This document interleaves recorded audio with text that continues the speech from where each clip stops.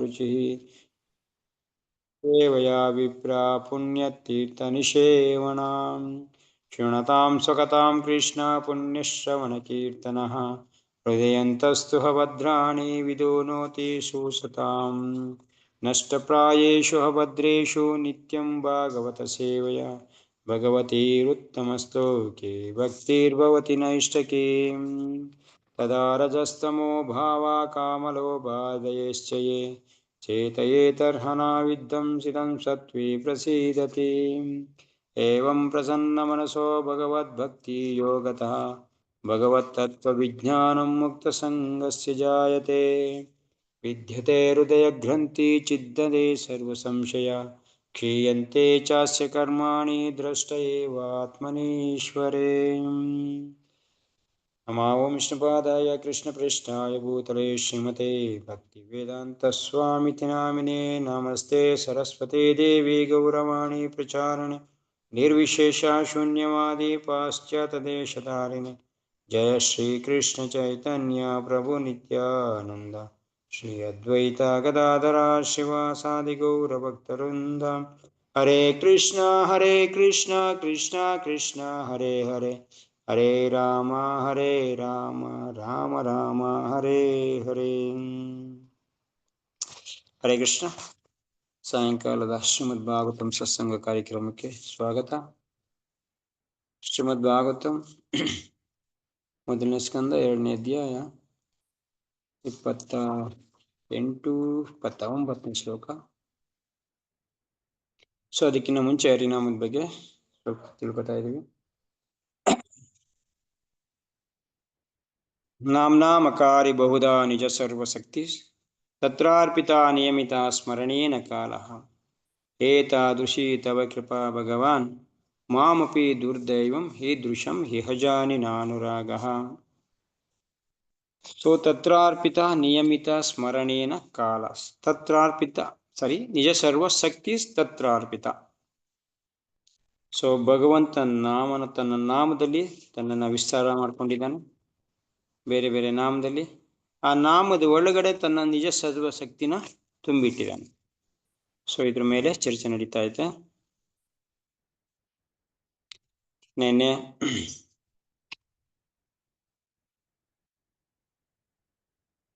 ನಮ್ಗೆ ನಾಮ ಜಪ ಮಾಡ್ಬೇಕಾದ್ರೆ ನಮ್ದು ಹೃದಯ ಯಾಕೆ ಭ್ರಮಿತ ಆಗ್ತಾ ಇಲ್ಲ? ಸೊ ನಮ್ಮ ಕಣ್ಣು ನೀರಿಂದ ಯಾಕೆ ತುಂಬ್ಕೋತಾ ಇಲ್ಲ? ಮತ್ತೆ ಯಾಕೆ ನನ್ನ ಮೈ ರೋಮಾಂಚನ ಆಗ್ತಾ ಇಲ್ಲ? ಯಾಕೆಂದ್ರೆ ಆಗ್ಬೇಕಾಗಿದ್ದು ಎಲ್ಲ ಆಗ್ತಾ ಇಲ್ಲ. ಸೊ ಇದಕ್ಕೆ ಕಾರಣ ಏನು ಅಂತ ನಾಳೆ ತಿಳ್ಕೊಳ್ಳೋಣ ಅಂತ ಹೇಳಿದ್ವಿ. ಯಾಕೆ ನಮಗೂ ಈ ತರ ಆಗ್ತಾ ಇಲ್ಲ? ಸೊ ಅದಕ್ಕೋಸ್ಕರ ನಮ್ಮ ಶಾಸ್ತ್ರದಲ್ಲಿ ನಮ್ದು ಆಚಾರ್ಯರು ಹೇಳ್ತಾರೆ, ನಾಮ ಸ್ವಯಂ ಭಗವಂತಂದು ಸ್ವರೂಪ. ಭಗವಾನ್ ಸ್ವರೂಪನೇ. ಭಗವಂತಂದು ಹೆಂಗೆ ಒಂದು ಸ್ವರೂಪ ಇದೆಯೋ ನಾಮಕ್ಕೂ ಒಂದು ಸ್ವರೂಪ ಇದೆ. ಭಗವಂತನ ಸ್ವರೂಪನೇ ನಾಮ, ಬೇರೆ ಏನಿಲ್ಲ. ಭಗವಂತನ ನಾಮ ಸ್ವರೂಪ. ಸೊ ಸ್ವಯಂ ಭಗವಂತನ ಶಕ್ತಿ ಅದರಲ್ಲಿ ತುಂಬಿದೆ. ಸೊ ಇದಕ್ಕೆ ಇವರು ರೂಪ ಗೋಸ್ವಾಮಿ ಹೇಳ್ತಾರೆ, ಇದನ್ನ ಈ ಶ್ಲೋಕ ಇನ್ನೊಂದ್ಸರಿ ಲಾಸ್ಟ್ ಟೈಮ್ ಬಂದಿದೆ ಒಂದ್ ಕಡೆ, ಇನ್ನೊಂದ್ ಕಡೆ ಬರುತ್ತೆ ಇಲ್ಲಿ ಬೇರೆ ವಿಷಯ ಟಾಪಿಕ್ ಚರ್ಚೆ ಮಾಡೋಕ್ಕೋಸ್ಕರ. ನಾಮ ಚಿಂತಾಮಣಿ ಕೃಷ್ಣ ಚೈತನ್ಯ ರಸ ವಿಗ್ರಹ ಪೂರ್ಣ ಶುದ್ಧೋ ನಿತ್ಯ ಮುಕ್ತೋ ಅಭಿನ್ನತ್ವ ನಾಮ್ನೋ ನಾಮಿನೋ. ಅಭಿನ್ನತ್ವ ಈ ಟಾಪಿಕ್ ಮೇಲೆ ಇಲ್ಲಿ ಚರ್ಚೆ ಮಾಡಬೇಕಾಗಿರೋದು. ಸೊ ಈ ನಾಮ ಚಿಂತಾಮಣಿ ಇದೆಲ್ಲ ನಾವು ಹೇಳ್ತಾ ಇದೀವಿ. ನಾಮ ಚಿಂತಾಮಣಿ ಇದ್ದಂಗೆ ನಮ್ದು ಅದನ್ನ ಯಾವಾಗ ನಾಮನ ಇಟ್ಕೊಂಡು ನಾವೇನೇ ಚಿಂತನೆ ಮಾಡಿದ್ರು ಕೂಡ ಅದು ನಮಗೆ ಫಲ ಕೊಡುತ್ತೆ ಅಂತ. ಕೃಷ್ಣ ಚೈತನ್ಯ ರಸ ವಿಗ್ರಹ. ಸೊ ಇಲ್ಲಿ ಕೃಷ್ಣ ಚೈತನ್ಯ, ಇದು ರಸ ವಿಗ್ರಹ. ರಸ, ಕೃಷ್ಣ ರಸರಾಜ, ರಸದಿಂದ ತುಂಬಿರೋಂಥವನು. ಅದೇ ತರ ಅವನ ನಾಮನು ಕೂಡ ರಸ ವಿಗ್ರಹ, ರಸದಿಂದ ತುಂಬಿರೋಂಥದ್ದು. ಪೂರ್ಣ ಶುದ್ಧವಾಗಿರೋದು, ಪೂರ್ಣ ನಿತ್ಯವಾಗಿರೋದು. ಇದನ್ನ ಹಿಂದೆ ಚರ್ಚೆ ಮಾಡಿದೀವಿ. ಇಲ್ಲಿ ಅಭಿನ್ನತ್ವ ನಾಮ್ನ ನಾಮಿನೋ ಅಂತ ಒಂದು ಬರುತ್ತೆ ಲಾಸ್ಟ್ ಅಲ್ಲಿ. ಅಭಿನ್ನತ್ವ ನಾಮ ನಾಮಿನೋ ಅಂದ್ರೆ ಅಭಿನ್ನ ನಾಮ ಮತ್ತೆ ನಾಮಿನೋ. ಕೃಷ್ಣನ್ ನಾಮಕ್ಕೂ ಕೃಷ್ಣನಿಗೂ ಏನ್ ವ್ಯತ್ಯಾಸ ಇಲ್ಲ ಅಂತ ಹೇಳ್ತಾ ಇರೋದು. ಇದು ನಾರ್ಮಲ್ ಆಗಿ ತಾತ್ವಿಕವಾಗಿ ಇದು ಎಲ್ಲ ಶಾಸ್ತ್ರದಲ್ಲಿ ಹಿಂಗೆ ಹೇಳೋದು. ನಾಮಕ್ಕೂ ಅವನಿಗೂ ವ್ಯತ್ಯಾಸ ಇಲ್ಲ ಅಂತ. ಆದ್ರೆ ಇದಕ್ಕೆ ವಿರೋಧಾಭಾಸನೂ ಇದೆ. ಏನು ಭಕ್ತಿವಿನೋದ್ ಠಾಕೂರ್ ಹೇಳ್ತಾರೆ, ಅಂತರ ಇದೆ, ಭಗವಂತನ ನಾಮಕ್ಕೂ ಭಗವಂತನಿಗೂ ಅಂತರ ಇದೆ ಅಂತ ಹೇಳ್ತಾರೆ. ಅಂದ್ರೆ ಭಿನ್ನ, ಎರಡು ಭಿನ್ನ ಅಲ್ಲ ಒಂದೇ ಅಂತ ಶಾಸ್ತ್ರ ಹೇಳ್ತಾ ಇರೋದಿಲ್ಲ. ಅಭಿನತ್ವ ನಾಮಿನೋ ಅಂದ್ರೆ ಅವನ ನಾಮಕ್ಕೂ ಅವನಿಗೂ ವ್ಯತ್ಯಾಸ ಇಲ್ಲ, ಎರಡು ಭಿನ್ನ ಅಲ್ಲ ಒಂದೇ ಅಂತ ಹೇಳ್ತಾರೆ. ಆದ್ರೆ ಇಲ್ಲಿ ಇವ್ರು ಹೇಳ್ತಾರೆ, ಭಕ್ತಿವಿನೋದ್ ಠಾಕೂರ್ ಹೇಳ್ತಾರೆ ವ್ಯತ್ಯಾಸ ಇದೆ ಅಂತ. ಯಾವ ರೀತಿ? ಒಂದು ತಾತ್ವಿಕ ಸತ್ಯ, ಎರಡನೇದು ಅನುಭವ ಸತ್ಯ. ಇದಕ್ಕೆ ಉದಾಹರಣೆ, ಒಂದು ತಾತ್ವಿಕ ಸತ್ಯ, ಇನ್ನೊಂದು ಅನುಭವ ಸತ್ಯ ಅಂತ ಎರಡು ಸತ್ಯಗಳು ಇದ್ರ ಬಗ್ಗೆ ಹೇಳೋದು. ಉದಾಹರಣೆ ಹೇಳ್ತಾರೆ, ಕಬ್ಬಿನ ರಸ, ಕಬ್ಬು ಯಾವ ಥರ ಇರೋದು? ಸಿಹಿಯಾಗಿರೋದು, ನಾರ್ಮಲ್ ಆಗಿ ಸಿಹಿಯಾಗಿರೋದು ಅಲ್ವಾ? ನಾವೆಲ್ಲಾದ್ರೂ ಕಹಿ ಕಬ್ಬನ್ನ ನೋಡಿದೀವ? ಇಲ್ಲ. ಇಲ್ಲ ಸಿಹಿ ಇಲ್ದಿರೋ ಕಬ್ಬು ನೋಡಿದೀವಿ? ಇಲ್ಲ. ಕಬ್ಬುದು ಗುಣನೇ ಸಿಹಿಯಾಗಿರೋದು. ಈ ಕಬ್ಬಿನ ಗುಣ ಸಿಹಿಯಾಗಿರೋದು, ಇದು ತಾತ್ವಿಕ ಸತ್ಯ, ಸತ್ಯವಾಗಿರೋದು ಮಾತಿದು. ಏನು ಪ್ರಪಂಚದಲ್ಲಿ ಅಂಧ ಕಾಲದಿಂದ ಅದ್ ನಡ್ಕೊ ಬರ್ತಾ ಇದೆ, ಇವತ್ತು ಕೂಡ ಚೇಂಜ್ ಆಗಿಲ್ಲ. ಸಾತ್ವಿಕ ಸತ್ಯ ಇದು ತತ್ವದ ರೂಪದಲ್ಲಿ ಸತ್ಯ. ತಾತ್ವಿಕ ಅಂತಂದ್ರೆ ತತ್ವ ರೂಪದಲ್ಲಿ ಸತ್ಯ, ಕರೆಕ್ಟಾ? ಆದ್ರೆ ಒಬ್ಬನಿಗೆ ಕಾಯಿಲೆ ಇರೋಂಥ ಮನುಷ್ಯನಿಗೆ ಅದೇ ಕಬ್ಬಿನ ಜ್ಯೂಸು, ಅದೇ ಕಬ್ಬು ಏನಾಗಿರುತ್ತೆ, ಅವನಿಗೆ ರುಚಿನೇ ಇರಲ್ಲ. ಯಾವಾಗ? ಕಾಯಿಲೆ ಇರೋನು. ಇವನಂತ ಇದ್ದಾನೆ, ಇಲ್ಲ ಕಬ್ಬಿಗೆ ರುಚಿ ಇಲ್ಲ ಅಂತ ಅನುಭವ ಮಾಡಿ ಹೇಳ್ತಾ ಇದ್ದಾನೆ. ಅವ್ನು ತಿಂತಾ ಇದ್ದಾನೆ, ಅದ್ರ ರುಚಿ ಇಲ್ಲ ಅಂದ್ರೆ ಅವನಿಗೆ ಸಿಹಿ ಸಿಗ್ತಾ ಇಲ್ಲ. ಯಾಕೆ? ಅವನು ಕಾಯಿಲೆ ಇದೆ, ಅದು ಬೇರೆ ಪ್ರಶ್ನೆ. ಆದ್ರೆ ಅವನಿಗೆ ಸುರುಚಿ ಸಿಗ್ತಾ ಇಲ್ಲ, ಅದೇ ಕೇಳ್ತಾ ಇದ್ದಾನೆ, ಅವನಿಲ್ಲ ಕಬ್ಬು ಸಿಹಿಯಾಗಿಲ್ಲ ಅಂತ ಇದ್ದಾನೆ. ಇದು ಅನುಭವ ಸತ್ಯ, ಅನುಭವ ಮಾಡೇ ತಾನೇ ಹೇಳ್ತಾ ಇರೋದವನು, ಇದು ಅನುಭವ ಸತ್ಯ. ಸೊ ಈ ಅರ್ಥದಲ್ಲಿ ನೋಡಿದಾಗ ಒಂದು ವಿಷಯನ, ಸತ್ಯನ ಅನುಭವ ಮಾಡಿಬಿಟ್ಟು ಹೇಳ್ತಾ ಇದ್ದೀವಿ, ಅದರಲ್ಲಿ ಏನಿಲ್ಲ, ಸತ್ಯ ಇಲ್ಲ ಅಂದ್ರೆ ಇದನ್ನ ಅನುಭವ ಸತ್ಯ ಅಂತ ಹೇಳ್ತಾರೆ. ತಾತ್ವಿಕ ಸತ್ಯ ಅಂದ್ರೆ ತತ್ವದ ಮುಖಾಂತರ ಸತ್ಯ ಇದೆ, ಆ ವಿಚಾರದಲ್ಲಿ ಸತ್ಯ ಇದೆ. ನೋಡಿ, ಅಕಸ್ಮಾತ್ ಅಂತರ ಇದೆ, ಅಕಸ್ಮಾತ್ ನಾವು ಹೇಳ್ತಾ ಇದ್ದೀವಿ ಇಲ್ಲಿ ನಾಮಕ್ಕೂ ಕೃಷ್ಣಂಗೂ ನಾಮಕ್ಕೂ ವ್ಯತ್ಯಾಸ ಇದೆ ಅಂತ, ಇಲ್ಲ ಅಂತ ತಾತ್ವಿಕ ಸತ್ಯ. ಈ ತಾತ್ವಿಕ ಸತ್ಯನ ಇಟ್ಕೊಂಡು ನೀವು ಏನಾರು ಹೇಳೋದಾದ್ರೆ, ನಾಮಕ್ಕೂ ಭಗವಂತನಿಗೂ ವ್ಯತ್ಯಾಸ ಇಲ್ಲ ಅಂತ ನಾವು ತಾನೇ ಹೇಳ್ತಾ ಇದೀವಿ, ಸತ್ಯ ಇದು, ಕರೆಕ್ಟು. ಆದ್ರೆ ನಮ್ಗಿದು ಅನುಭವ ಇಲ್ಲ, ನಾವು ವ್ಯತ್ಯಾಸ ಇದೆ ಅಂತ ಇದ್ದೀವಿ. ಅಕಸ್ಮಾತ್ ಇದೆ ಅಂತ ನಾವು ಒಪ್ಕೊಳ್ತಾ ಇದ್ರೆ, ಯಾವುದೋ ಒಂದು ಪೇಪರ್ ಮೇಲೆ ಭಗವಂತನ ನಾಮ ಇತ್ತು, ಅದನ್ನ ಕಸದ ಬಟ್ಟಿಗೆ ಹಾಕ್ತಾ ಇದೀವಿ, ಗುಡಿಸ್ತಾ ಇದ್ದೀವಿ, ಕಾಲಲ್ಲಿ ತುಳಿತಾ ಇದ್ದೀವಿ, ಯಾವುದೋ ಒಂದು ಫೋಟೋ ಬಿಸಾಕ್ತಾ ಇದ್ದೀವಿ ಆಚೆಗೆ, ಎಲ್ಲೋ ಒಂದು ಮರದ ಕೆಳಗಡೆ ಇಡ್ತಾ ಇದ್ದೀವಿ. ಅಕಸ್ಮಾತ್ ನನಗೆ ನಿಜಕ್ಕೂ ಭಗವಂತನಿಗೂ ನಾಮಕ್ಕೂ ಕೃಷ್ಣನಿಗೂ ವಿಗ್ರಹಕ್ಕೂ ವ್ಯತ್ಯಾಸ ಇಲ್ಲ ಅಂತ ಏನಾರ ಕರೆಕ್ಟಾಗಿ ಅನ್ಕೊಂಡಿದ್ರೆ ಇದನ್ನ ಮಾಡ್ತಿದ್ನಾ? ಭಗವಂತನ ಇಟ್ಕೊಂಡು ಪೂಜೆ ಮಾಡ್ತಾ ಇದೀವಿ, ಸಾಕ್ಷಾತ್ ಭಗವಂತನ, ಹೌದಾ? ಅದೇ ಅವನ ನಾಮಕ್ಕೂ ಅವನಿಗೂ ವ್ಯತ್ಯಾಸ ಇಲ್ಲ ಅಂದಿದ್ರೆ ಅವ್ನ ನಾಮನ ನಾವು ಕಸದ ಬುಟ್ಟಿಗೋ ಆ ಕಡೆ ಗುಡ್ಸಾಕ್ತಾ, ಈಗ ನೋಡಿ ಯಾವುದೋ ಒಂದು ಚಿತ್ರ ಇರುತ್ತೆ ಕೃಷ್ಣದು, ಬಿಸಾಕ್ತಿವಿ, ತಗೊಂಡೋಗಿ ದೇವ್ರ ಇದ್ರ ಕೆಳಗಡೆ ಇಡ್ತೀವಿ, ಮರದ ಕೆಳಗಡೆ ಹೇಳ್ತೀವಿ. ಸೊ ನಾಮ ಇರೋಂಥ ಪೇಪರ್ನ, ಎಷ್ಟೊಂದು ನಾಮ ಇರೋಂಥ ಪೇಪರ್ ಬಿಸಾಕಿಲ್ಲ ನಾವು, ಬಿಸಾಕಿದೀವಿ. ಅಕಸ್ಮಾತ್ ನಾವೇನಾರು ನಿಜಕ್ಕೂ ನಾಮಕ್ಕೂ ಭಗವಂತನಿಗೆ ವ್ಯತ್ಯಾಸ ಇಲ್ಲ ಅಂತ ಕಡಾಖಂಡಿತವಾಗಿ ಅನ್ಕೊಂಡಿದ್ರೆ ಇದನ್ನ ಮಾಡ್ತಿದ್ವಾ? ಅದನ್ನು ಪೂಜೆ ಮಾಡ್ತಾ ಇದೀವಿ, ಅದನ್ನ ಎಲ್ಲಿ ಇಡ್ಬೇಕಾಯ್ತೋ ಇಡ್ತಾ ಇದೀವಿ, ದೇವ್ರ ದೇವಸ್ಥಾನದಲ್ಲಿ ಇಡ್ತಾ ಇದೀವಿ, ಅದ ಅಲ್ವಾ? ಸೊ ಅಂದ್ರೆ ಅರ್ಥ ಏನು? ನಮ್ಗೆ ಅನುಭವ ಇಲ್ಲ, ಅದ್ರ ಮೇಲೆ ನನಗೆ ಏನೋ ಪೂರ್ಣ ಶ್ರದ್ಧೆ ಇಲ್ಲ, ವಿಶ್ವಾಸ ಇಲ್ಲ, ಅದಕ್ಕೆ ಈ ತರ ಆಗಿದೆ. ಇಲ್ಲಿ ವ್ಯತ್ಯಾಸ ಆಕ್ಚುಲಿ ಸತ್ಯ ತಾನೇ ಅದು, ಸತ್ಯ. ಯಾವುದು? ಕೃಷ್ಣಗೂ ನಾಮಕ್ಕೂ ವ್ಯತ್ಯಾಸ ಇಲ್ಲ, ಗ್ಯಾರಂಟಿ ಸತ್ಯವಾಗಿರೋದು ಅದು. ಎಲ್ಲಾ ಕಡೆ ಎಲ್ಲಾ ಶಾಸ್ತ್ರದಲ್ಲಿ ಇದನ್ನೇ ಹೇಳ್ತಾ ಇದೆ, ವ್ಯತ್ಯಾಸ ಇಲ್ಲ, ಕರೆಕ್ಟು. ಇಷ್ಟೊಂದು ಚರ್ಚೆ ಮಾಡ್ತಾ ಇದೀವಿ, ಎಲ್ಲಾ ಶಾಸ್ತ್ರಗಳು ಹೇಳ್ತಾ ಇರೋದು ಇದನ್ನೇ. ಆದ್ರೆ ನಾವು ಈ ತರ ಇದ್ಮೇಲೆ ನಾವು ಅದನ್ನ ಆ ತರ ಮಾಡ್ತಾ ಇದೀವಿ ಅಂತಂದ್ರೆ ಲೆಕ್ಕ ಮಾಡ್ಕೊಳ್ಳಿ, ನಮ್ಗೆ ಹಂಗಾದ್ರೆ ಅನುಭವ ಇಲ್ಲ, ವಿಶ್ವಾಸ ಇಲ್ಲ, ನಂಬಿಕೆ ಇಲ್ಲ, ಶ್ರದ್ಧೆ ಇಲ್ಲ. ಅದಕ್ಕೆ ನಾವು ಅದನ್ನ ಕೃಷ್ಣನ ಜಾಗದಲ್ಲಿ ಇಟ್ಟು ಪೂಜೆ ಮಾಡ್ತಾ ಇಲ್ಲ, ಕೃಷ್ಣನಷ್ಟು ಮರ್ಯಾದೆ ಕೊಡ್ತಾ ಇಲ್ಲ. ಸೊ ಇದಿಲ್ಲದೆ ಇರೋದ್ರಿಂದ ಇದನ್ನ ಚೈತನ್ಯ ಚರಿತಾಮೃತದಲ್ಲೂ ಕೂಡ ತುಂಬಾ ಸೊಗಸಾಗಿ ಒಂದ್ ಕಡೆ ಹೇಳ್ತಾರೆ. ಯಾರು? ಕೃಷ್ಣರಾಜ್ ಕವಿರಾಜ್ ಗೋಸ್ವಾಮಿ ಏನ್ ಹೇಳ್ತಾರೆ? ನಾಮ ವಿಗ್ರಹ ಸ್ವರೂಪ ಹೇ ತೀನೋ ಏಕ ರೂಪ. नाम विग्रह स्वरूप है, तीनों एक रूप, तीनों भेद नाही, तीनों भेद नाही, तीनों चिदानंद रूप. तीन ಅಂದ್ರೆ ಮೂರು. ಇಲ್ಲಿ ಮೂರಿದೆ. ನಾಮ ವಿಗ್ರಹ ಸ್ವರೂಪ. ಭಗವಂತ ನಾಮ, ವಿಗ್ರಹ ಅಂದ್ರೆ ಇಟ್ಕೊಂಡಿದೀವಿ ವಿಗ್ರಹ, ಸ್ವಯಂ ಭಗವಂತ ಯಾರು? ಗೋಲಕ ವೃಂದಾವನದಲ್ಲಿರುವಂತ ಕೃಷ್ಣ ಅಂತ ಇಟ್ಕೊಳ್ಳಿ, ಇಲ್ಲ ಅಯೋಧ್ಯೆಯಲ್ಲಿರುವಂತ ರಾಮ ಅಂತ ಇಟ್ಕೊಳ್ಳಿ. ಸ್ವರೂಪ ಭಗವಂತನ ನಿಜ ಸ್ವರೂಪ. ಇನ್ನು ವಿಗ್ರಹ, ನಾವು ವಿಗ್ರಹ ಇಟ್ಕೊಂಡು ಪೂಜೆ ಮಾಡ್ತಾ ಇದೀವಲ್ಲ ಭಗವಂತನ, ಅದು. ಇನ್ನೊಂದು ನಾಮ. ಈ ಮೂರು ಕೂತೀನೋ, ಈ ಮೂರು ಏನೋ ಏಕರೂಪ, ಒಂದೇ ರೂಪ, ಒಂದೇ ಸ್ವರೂಪದಿಂದ ಇರೋವು, ವ್ಯತ್ಯಾಸ ಇಲ್ಲ ಅಂತ ಹೇಳ್ತಾ ಇದ್ರು. ಹೌದು, ಎಲ್ಲ ಶಾಸ್ತ್ರ ಹೇಳ್ತಾ ಇರೋದು ವ್ಯತ್ಯಾಸ ಇಲ್ಲ. ತೀನೋ ಭೇದ ನಾಯಿ ತೀನ್. ಈ ತೀನದಲ್ಲಿ ಯಾವುದೇ, ಈ ಮೂರಲ್ಲಿ ಯಾವುದೇ ಭೇದ ಇಲ್ಲ, ಭೇದ ಮಾಡಂಗಿಲ್ಲ. ಈ ಮೂರನ್ನು ಬೇರೆ ಬೇರೆ ಮಾಡಂಗಿಲ್ಲ. ಮೂರು ಏನು? ಚಿದಾನಂದ ಸ್ವರೂಪ. ಚಿದಾನಂದ ಸಚ್ಚಿದಾನಂದ ಹೇಳ್ತೀವಲ್ಲ, ಸಚ್ಚಿದಾನಂದ ಸ್ವರೂಪ, ಸತ್ಯ ಶಾಶ್ವತ ನಿತ್ಯವಾಗಿರವು, ಆನಂದಮಯ ಆಗಿರವು ಮೂರು ಕೂಡ. ಸೊ ಈ ಮೂರು ನಾಮ ವಿಗ್ರಹ, ಇದನ್ನು ಒಪ್ಕೊಂಡ್ಬಿಟ್ರೆ ಆಮೇಲೆ ಸಿಗಾಕೋತೀರ ನೋಡಿ, ಸ್ವಲ್ಪ ಯೋಚನೆ ಮಾಡಿ ಒಪ್ಕೊಳ್ಳಿ. ನಾಮ ವಿಗ್ರಹ ಸ್ವರೂಪ ಮೂರು ಕೂಡ ಒಂದೇ ಅಂದಮೇಲೆ ಈ ಮೂರು ಕೂಡ ಭೇದ ಇಲ್ಲ. ಇದು ಕೃಷ್ಣರಾಜ ಕವಿರಾಜ ಗೋಸ್ವಾಮಿ ಹೇಳ್ತಾ ಇರೋದು, ಇದು ಶಾಸ್ತ್ರದಲ್ಲಿ ಇರೋದನ್ನ ಅವ್ರು ಕೋಟ್ ಮಾಡಿ ಹೇಳ್ತಾ ಇರೋದು. ಈ ಮೂರಕ್ಕೂ ವ್ಯತ್ಯಾಸ ಇಲ್ಲ.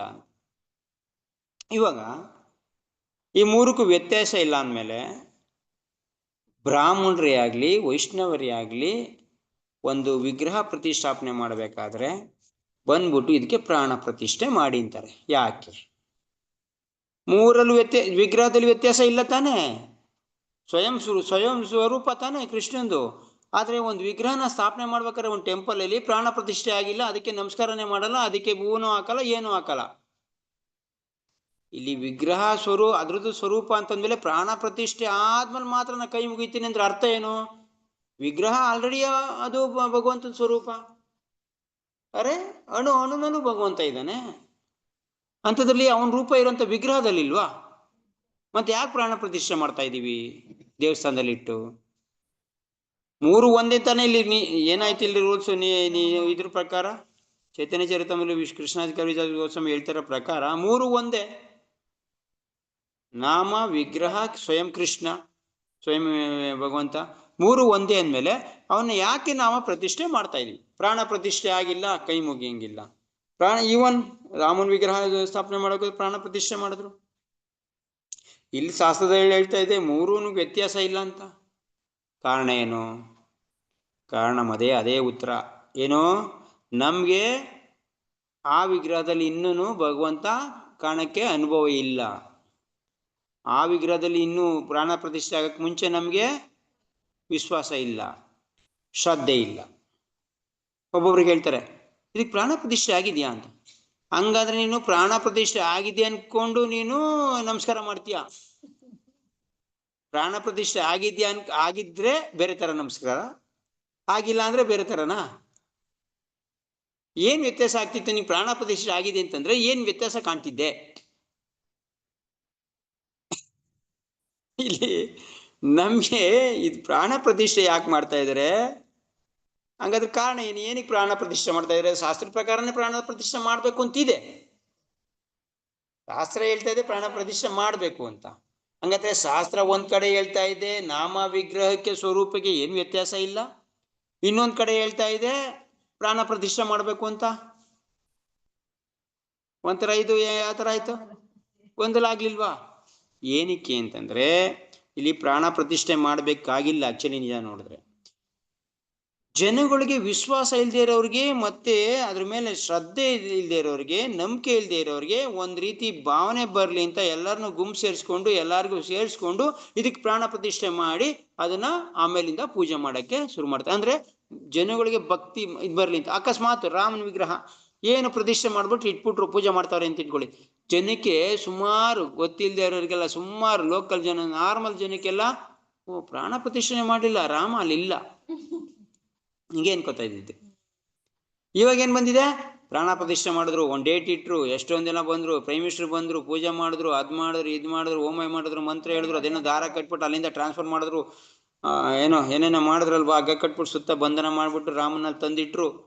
ಅರೆ ಭಗವಂತ ಇಲ್ದರೆ ಜಾಗ ಯಾವುದು? ಹಂಗಾಗಿದ್ರೆ ಹಂಗೆ ಆಗಿದ್ರೆ ಪ್ರಹ್ಲಾದ್ ಮಹಾರಾಜು ಕಂಬ ತೋರಿಸ್ಬಿಟ್ಟು ಕಂಬದಲ್ಲಿ ಇದ್ದಾನೆ ಅಂತಂದ್ರು. ನರಸಿಂಹದೇವ್ ಅಲ್ಲಿಂದ ಬಂದ್ಬಿಟ್ರು. ಅಲ್ಲಿಗೆ ಯಾರು ಪ್ರಾಣ ಪ್ರತಿಷ್ಠೆ ಮಾಡಿದ್ರು? ಯಾರು ಅದಕ್ಕೆ ಪೂಜಾ ವಿಧಾನ ಮಾಡ್ತಾ ಇದ್ರು? ಇಮಿಡಿಯೇಟ್ ಆಗಿ ನರಸಿಂಹ ಬಂದ್ರಲ್ಲ. ಇದು ಯಾರಿಗೆ ಭಗವಂತನ ಮೇಲೆ ಶ್ರದ್ಧೆ ಇಲ್ವೋ, ಯಾರಿಗೆ ಅನುಭವ ಇಲ್ವೋ, ಯಾರಿಗೆ ಅವನ ಬಗ್ಗೆ ವಿಶ್ವಾಸ ಇಲ್ವೋ ಅಂಥವ್ರಿಗೋಸ್ಕರ ಇದೆಲ್ಲ. ಇಲ್ಲ ಅಂತಂದ್ರೆ ಭಗವಂತಂದು ವಿಗ್ರಹ, ಭಗವಂತನ ನಾಮ, ಭಗವಂತಂದು ಸ್ವರೂಪದಲ್ಲಿ ಯಾವ ವ್ಯತ್ಯಾಸ? ಅದೇ ನಾವು ಹೇಳ್ತಾ ಇದೀವಿ, ಗುರು ಕೈಯಿಂದ ಕೊಟ್ಟರು ಮಾತ್ರ ನಮಗೆ ಲಾಭ ಫಲಿಸೋದು.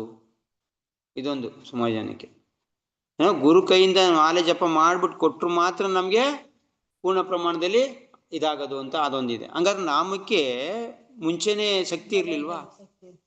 ಶಕ್ತಿ ಇರ್ತೇ ಇಲ್ವಾ? ಇತ್ತು ತಾನೆ. ಎಂತ ಚಾಂಡಾಳ ಹೇಳಿದ್ರು ಕೂಡ ಉದ್ಧಾರ ಆಗ್ತಾನೆ ಅಂತ ಇರುವಾಗ ನಾರ್ಮಲ್ ಆಗಿ ಒಬ್ಬ ಸ್ವಲ್ಪ ಇವನು ಒಳ್ಳೆಯ ವ್ಯಕ್ತಿ ಹೇಳಿದ್ರೆ ಉದ್ಧಾರ ಆಗಲ್ವಾ? ನಾರ್ಮಲ್ ಆಗಿ ಏನು ಮಾಡದೇ ಇರೋಂಥ ವ್ಯಕ್ತಿ. ಹಂಗಾದ್ರೆ ನಾಮದಲ್ಲಿ ಗುರು ಕೊಡದಿರಕ್ ಮುಂಚೆ ನಾಮದಲ್ಲಿ ಶಕ್ತಿ ಇರ್ಲಿಲ್ವಾ?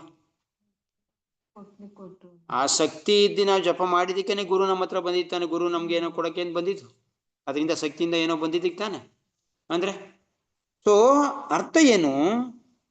ನಾಮ ಇಟ್ಸೆಲ್ಫ್, ನಾಮ ವಿಗ್ರಹ ಇರ್ಬೋದು, ಸ್ವಯಂ ಭಗವಂತ ಇರ್ಬೋದು, ಭಗವಂತನ ಅಷ್ಟೇ ಶಕ್ತಿ, ಮೂರಲ್ಲೂ ಕೂಡ ಅಷ್ಟೇ ಶಕ್ತಿ ಇದೆ. ವಿಶ್ವಾಸ ಇಲ್ದಿರೋ ಜನಕ್ಕೆ ಮತ್ತೆ ಒಂದು ಭಾವನೆ ಹುಟ್ಸಂತ ಒಂದು ಇದಕ್ಕೋಸ್ಕರ ಏನ್ ಮಾಡ್ತಾ ಇದ್ದಾರೆ, ಅದರಲ್ಲಿ ಈ ಪ್ರಾಣ ಪ್ರತಿಷ್ಠೆ ಅಂತೆ ಇದನ್ನ ಮಾಡ್ಸೋದಂತೆ ಅಂತ ಮಾಡ್ತಾ ಇರೋದು.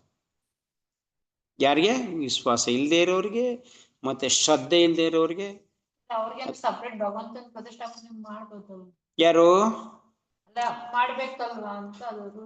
ಪ್ರತಿಷ್ಠಾಪನೆ ಮಾಡ್ಬೇಕಾಗಿರೋದು ಈ ತರದಕ್ಕೋಸ್ಕರ, ನಮ್ಗೆ ಶ್ರದ್ಧೆ ಬರಕ್ಕೋಸ್ಕರ, ವಿಶ್ವಾಸ ಮೂಡ್ಸಕ್ಕೋಸ್ಕರ. ಇಲ್ಲ ಅಂತಂದ್ರೆ ಇಷ್ಟು ಸ್ವಲ್ಪ ಭಗವಂತನ ಮೂರ್ತಿ, ಭಗವಂತನ ವಿಗ್ರಹದಲ್ಲಿ ನೀವು ಶುದ್ಧ ಭಕ್ತಿಯಿಂದ ಇದು ಮಾಡಿದ್ರೆ ಭಗವಂತ ಇದ್ದೇ ಇರ್ತಾನೆ, ಅಲ್ಲಿ ಇದ್ದೇ ಇರ್ತಾನೆ. ನಾಮದಲ್ಲಿ ಹೆಂಗಿಲ್ಲ? ಇವಾಗ ನಾಮಕ್ಕೆ ಏನಾದ್ರು ರೂಪ ಕೊಟ್ಟಿದ್ವಿ, ಏನೋ ಮಾಡಿದ್ವಿ, ಅದು ನಾಮಕ್ಕೆ ಒಂದು ನಾಮನ ಸ್ವರೂಪ ತಾನೆ. ಅದ್ರ ಇದ್ದಂಗೆ ಭಗವಂತನ ಪ್ರಾಣ ಪ್ರತಿಷ್ಠೆ ಆಗ್ಲಿಲ್ಲ ಅಂತಂದ್ರು ಭಗವಂತ ಇರ್ತಾನೆ ಅಲ್ಲಿ. ಏನಿಲ್ಲ, ಭಗವಂತ ತನ್ನ ಸ್ವರೂಪದಲ್ಲಿ ಹೆಂಗಿರ್ತಾನೋ ಅದೇ ತರ ಅವನ ವಿಗ್ರಹದಲ್ಲೂ ಕೂಡ ಇರ್ತಾನೆ. ಯಾವುದೇ ಒಂದು ವಿಗ್ರಹ ಭಗವಂತಂದು ಏನು ಶಾಸ್ತ್ರಸಮ್ಮತವಾಗಿ ವಿಗ್ರಹ ಮಾಡಿದಾರೋ ಅಲ್ಲಿ ಇರ್ತಾನೆ. ಇದಕ್ಕೆ ನಮ್ಮ ಶ್ರದ್ಧೆ, ನಮ್ದು ವಿಶ್ವಾಸ, ನಮ್ದು ಅನುಭವ ಮುಖ್ಯ. ಆ ತರ ಇದ್ರೆ ಭಗವಂತ ಗ್ಯಾರಂಟಿ ಅದರಲ್ಲಿ ಇರ್ತಾನೆ. ಯಾಕೆ? ಇವಾಗ ಮೂಲ ಪ್ರಶ್ನೆಗೆ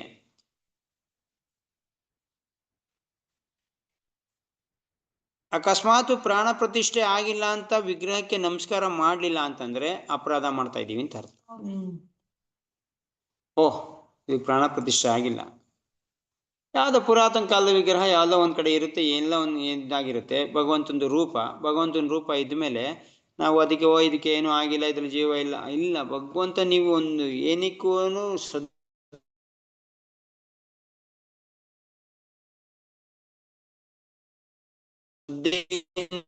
ಅದ್ರ ನಿಮ್ದು ವಿಧಿವಿಧಾನದಿಂದ ಅಲ್ಲಿ ಭಕ್ತರು ಪೂಜೆ ಮಾಡ್ತಾರಾಗ ಅದ್ರಲ್ಲಿ ನೆನ್ಸಿರ್ತಾನೆ. ಇಷ್ಟಂತೂ ನಿಜ. ಪ್ರತಿಯೊಂದು ಬೇರಲ್ಲೂ ಭಗವಂತ ಪರಮಾತ್ಮ ರೂಪದಲ್ಲಿ ಇರ್ತಾನೆ. ಆದ್ರೆ ನಾವು ಯಾವಾಗ ಭಕ್ತರು ವರ್ಷಿಪ್ ಮಾಡುವಾಗ ಅಲ್ಲಿ ಆ ವಿಗ್ರಹದಲ್ಲಿ ಸ್ಪೆಷಲ್ ಆಗಿ ನೆಲೆಸಿರ್ತಾನೆ, ಅಲ್ಲಂತೂ ಗ್ಯಾರಂಟಿ ಇರ್ತಾನೆ. ಇಲ್ಲಿ ಪರಮಾತ್ಮ ರೂಪದಲ್ಲಿ ಇದ್ರೆ ಅಲ್ಲಿ ನಿಜ ರೂಪದಲ್ಲಿ ಸ್ವರೂಪದಲ್ಲಿ ಇರ್ತಾನೆ, ಇಲ್ಲ ಅಂತಲ್ಲ, ಪ್ರತಿಯೊಂದ್ ಕಡೆನೂ ಇದ್ದಾನೆ. ಆದ್ರೆ ನಮ್ದು ಶ್ರದ್ಧೆನ ಜಾಸ್ತಿ ಮಾಡೋಕ್ಕೋಸ್ಕರ, ಅದರಲ್ಲಿ ಆ ಒಂದು ವಿಶ್ವಾಸ ಮೂಡ್ಸೋಕ್ಕೋಸ್ಕರ ಸಾಮಾನ್ಯ ಜನಕ್ಕೆ ಪ್ರತಿ ಒಂದ್ರಲ್ಲೂ ಕೂಡ ಅಂದ್ರೆ ವಿಗ್ರಹ ರೂಪದಲ್ಲಿ ಭಗವಂತ ನಿಜಕ್ಕೂ ಸ್ಥಾಪನೆ ಆಗಿರ್ತಾನೆ. ಸೊ ಶ್ರದ್ಧೆಯಿಂದ ಮಾಡಿದ್ರೆ ಎಲ್ಲಿ ಬೇಕಾದ್ರೆ ಭಗವಂತ ಇರ್ತಾನೆ ಅನ್ನೋದು. ಸೊ ಅದ್ರ ವ್ಯತ್ಯಾಸ ಇಲ್ಲ. ಟೋಟಲ್ ತಿಳ್ಕೊಬೇಕು ನಾವು, ಅವನ ವಿಗ್ರಹಕ್ಕಾಗ್ಲಿ, ಅವನ ಸ್ವರೂಪಕ್ಕಾಗ್ಲಿ, ಅವನದು ಏನೋ ಒಂದು ನಾಮಕ್ಕಾಗ್ಲಿ ವ್ಯತ್ಯಾಸ ಇಲ್ಲ. ಇದ್ರ ಮೇಲೆ ಶ್ರದ್ಧೆ ಇಲ್ಲ ಅಂತಂದಾಗ್ಲೇ ನಮ್ಗೆ ಎಲ್ಲ ವಿಚಾರಗಳು ಉಲ್ಟಾಗ್ತಾ ಇರೋದು. ಶ್ರದ್ಧೆ ಇರ್ಬೇಕಷ್ಟೇ. ಆ ಶ್ರದ್ಧೆ ಇದ್ದಾಗ ಇದೆಲ್ಲ ಶ್ರದ್ಧೆ ಇಲ್ಲ, ಅವನ ಮೇಲೆ ನಂಬಿಕೆ, ವಿಶ್ವಾಸ ಮತ್ತೆ ಅನುಭವ. ಭಗವಂತನ ನಾಮ ಕೂಡ ಭಗವಂತನೇ, ಅವನ ವಿಗ್ರಹನೂ ಕೂಡ ಭಗವಂತನೇ, ಅವನ ಸ್ವಯಂ ಭಗವಂತನೂ ಕೂಡ ಭಗವಂತನೇ. ಸೊ ನಮಗೆ ವಿಶ್ವಾಸ ಇಲ್ಲ ಅಂದ್ರೆ, ಶ್ರದ್ಧೆ ಇಲ್ಲ ಅಂದಿರೋದಕ್ಕೆ ಇದೆಲ್ಲ ನಡೀತಾ ಇರೋದು. ಸೊ ಈ ಚೈತನ್ಯ ಮಹಾಪ್ರಭು ಅದನ್ನ ಹೇಳ್ತಾ ಇದ್ರು, ಏನು ಪ್ರತಿಮಾ ನಹಿ ತುಮಿ ಸಾಕ್ಷಾತ್ ವ್ರಜೇಂದ್ರ ನಂದನ.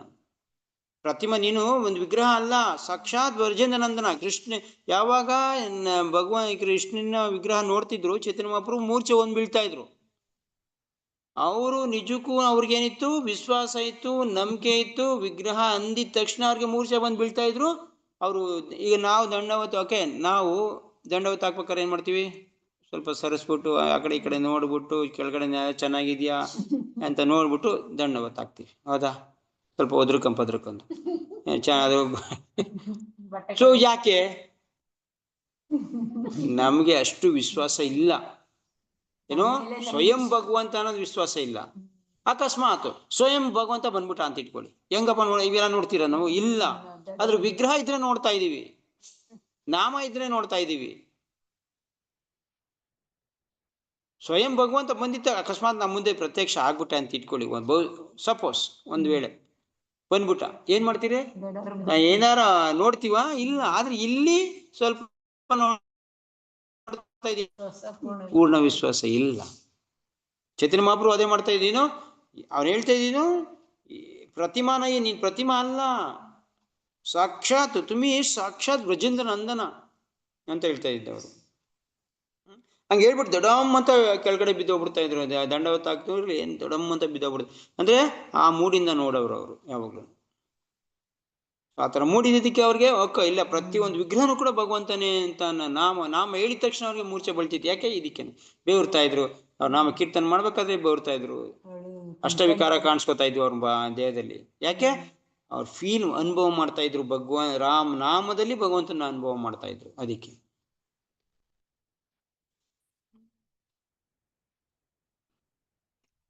ಸೊ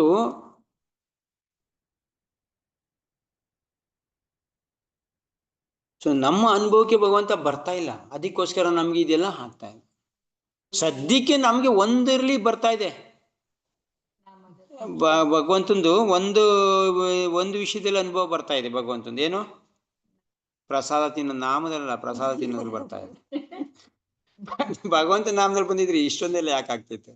ನಮಗೂ ಒಂದ್ ರೀತಿ ಪ್ರಸಾದ ತಿನ್ನೋದು ಅದೊಂದು ವಿಷಯದಲ್ಲಿ ಬರ್ತಾ ಇದೆ ಹೊರತು ಇನ್ಯಾವ್ದಲ್ಲೂ ಬರ್ತಿಲ್ಲ. ಸೊ ನಿನ್ನೆ ಪ್ರಶ್ನೆ ಏನಿತ್ತು, ನಮ್ಗೆ ಯಾಕೆ ಭಗವಂತ ನಾಮ ಹೇಳ್ಬೇಕಾದ್ರೆ ನನ್ನ ಕಣ್ಣಲ್ಲಿ ನೀರು ಬರ್ತಾ ಇಲ್ಲ, ನನ್ನ ಹೃದಯ ಭ್ರಮಿತ ಆಗ್ತಾ ಇಲ್ಲ, ನಾನು ಯಾಕೆ ನನಗೆ ಗುಣಗಳು ಕಾಣಿಸ್ಕೊತಾ ಇಲ್ಲ ಅಂತ ಪ್ರಶ್ನೆ ಇದ್ದಿತ್ತು ಲಾಸ್ಟ್ಗೆ ಅಲ್ವಾ? ಯಾಕೆಂದ್ರೆ ನನಗೆ ಇದ್ರಲ್ಲಿ ವಿಶ್ವಾಸ ಇಲ್ಲ, ಅದ್ರಲ್ಲಿ ನನಗೆ ಏನಿಲ್ಲ, ಅನುಭವ ಇಲ್ಲ, ಶ್ರದ್ಧೆ ಇಲ್ಲ, ಅದ್ರಲ್ಲಿ ವಿಶ್ವಾಸ ಇಲ್ಲದೆ ಇರೋದ್ರಿಂದ ನನಗೆ ಇದೆಲ್ಲ ಆಗ್ತಾ ಇಲ್ಲ. ಇಲ್ಲಾಂದ್ರೆ ಆಗ್ಬೇಕಿತ್ತು ನಮ್ಗೆ, ಪೂರ್ಣ ಪ್ರಮಾಣದ ಚೈತನ್ಯ ಮಹಾಪ್ರಭು ಅದಂಗೆ ಆಗ್ಬೇಕಿತ್ತು. ನಮ್ಗೆ ಆಗ್ತಾ ಇಲ್ಲ ಅಂತಂದ್ರೆ ನಮ್ಮಲ್ಲಿ ವಿಶ್ವಾಸ ಇಲ್ಲ. ಸೊ ಈ ವಿಶ್ವಾಸ ಬರ್ಬೇಕು ಅಂದ್ರೆ ಏನ್ ಮಾಡ್ಬೇಕು ಅಂತಾನೂ ಹೇಳುತ್ತೆ. ಯಾವ ರೀತಿ ನಾಮಜಪ ಮಾಡುವ ಖರಿ, ಯಾವ ರೀತಿ ಇದನ್ನ ಮಾಡ್ಬೇಕು ಅಂತಾನೂ ಹೇಳುತ್ತೆ. ಅದನ್ನ ನಾಳೆ ದಿನ ನೋಡೋಣ.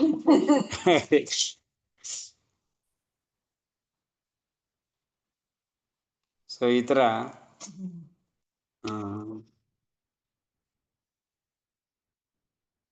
ತುಂಬಾ ಅದ್ಭುತವಾಗಿದೆ ನಾಮ. ಇದ್ರಲ್ಲಿ ನನ್ಗಂತೂ ನಿಮ್ಗೆ ಏನ್ ಆಗ್ತಾ ಇದೆಯೋ ನನಗೆ ಗೊತ್ತಿಲ್ಲ, ನಮಗಂತೂ ಈ ಹರಿನಾಮ ಯಾವಾಗ ಈ ಕತೆ ಮಾಡಕ್ ಶುರು ಮಾಡಿದ್ನೋ ತುಂಬಾ ಇದ್ರಲ್ಲಿ ಫೀಲಿಂಗ್ ಆಗ್ತಾ ಇದೆ.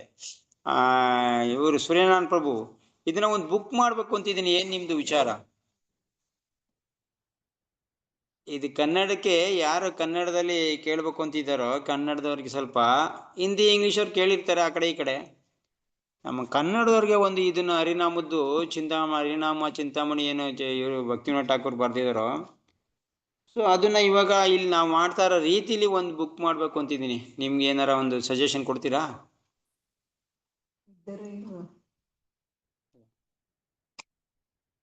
ಪ್ರಭು ಹರೇ ಕೃಷ್ಣ. ಆ ಕಡೆ ಹೋಗ್ಬಿಟ್ರ ನಾನು ಮಾಡ್ಕೊಂಡಿದ್ರೆ ಎಲ್ಲ ಚಿತ್ರ ಇದೆ, ವಿಡಿಯೋನೇ ಇತ್ತು ಅವ್ರಿಗೆ. ಓಕೆ, ಹರೇ ಕೃಷ್ಣ. ಶ್ರೀಮದ್ ಭಾಗವತಂ ನೋಡಿ ಪ್ರಭು. ಪ್ರಭು ಬಂದ್ರು ನೋಡಿ. ಬಂದ್ರು. ಪ್ರಭು ನಿಮ್ಗೊಂದು ಪ್ರಶ್ನೆ ಕೇಳಿದೆ.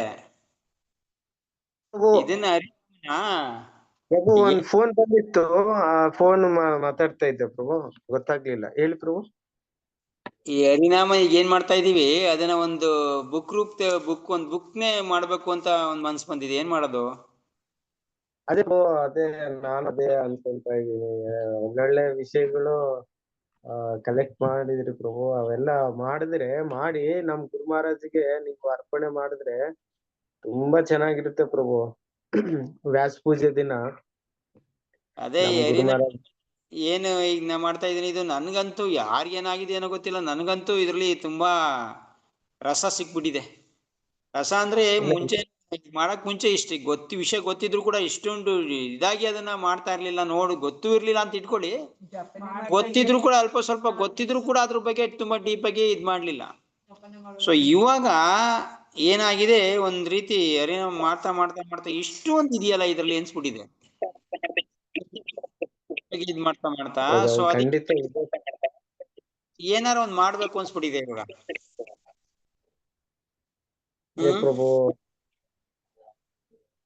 ಮಾಡ್ಬೇಕು ಪ್ರಭು, ಮಾಡಿದ್ರೆ ಚೆನ್ನಾಗಿ. ನೋಡೋಣ ಮುಂದೆ ಏನಾಗುತ್ತೆ ಅಂತ.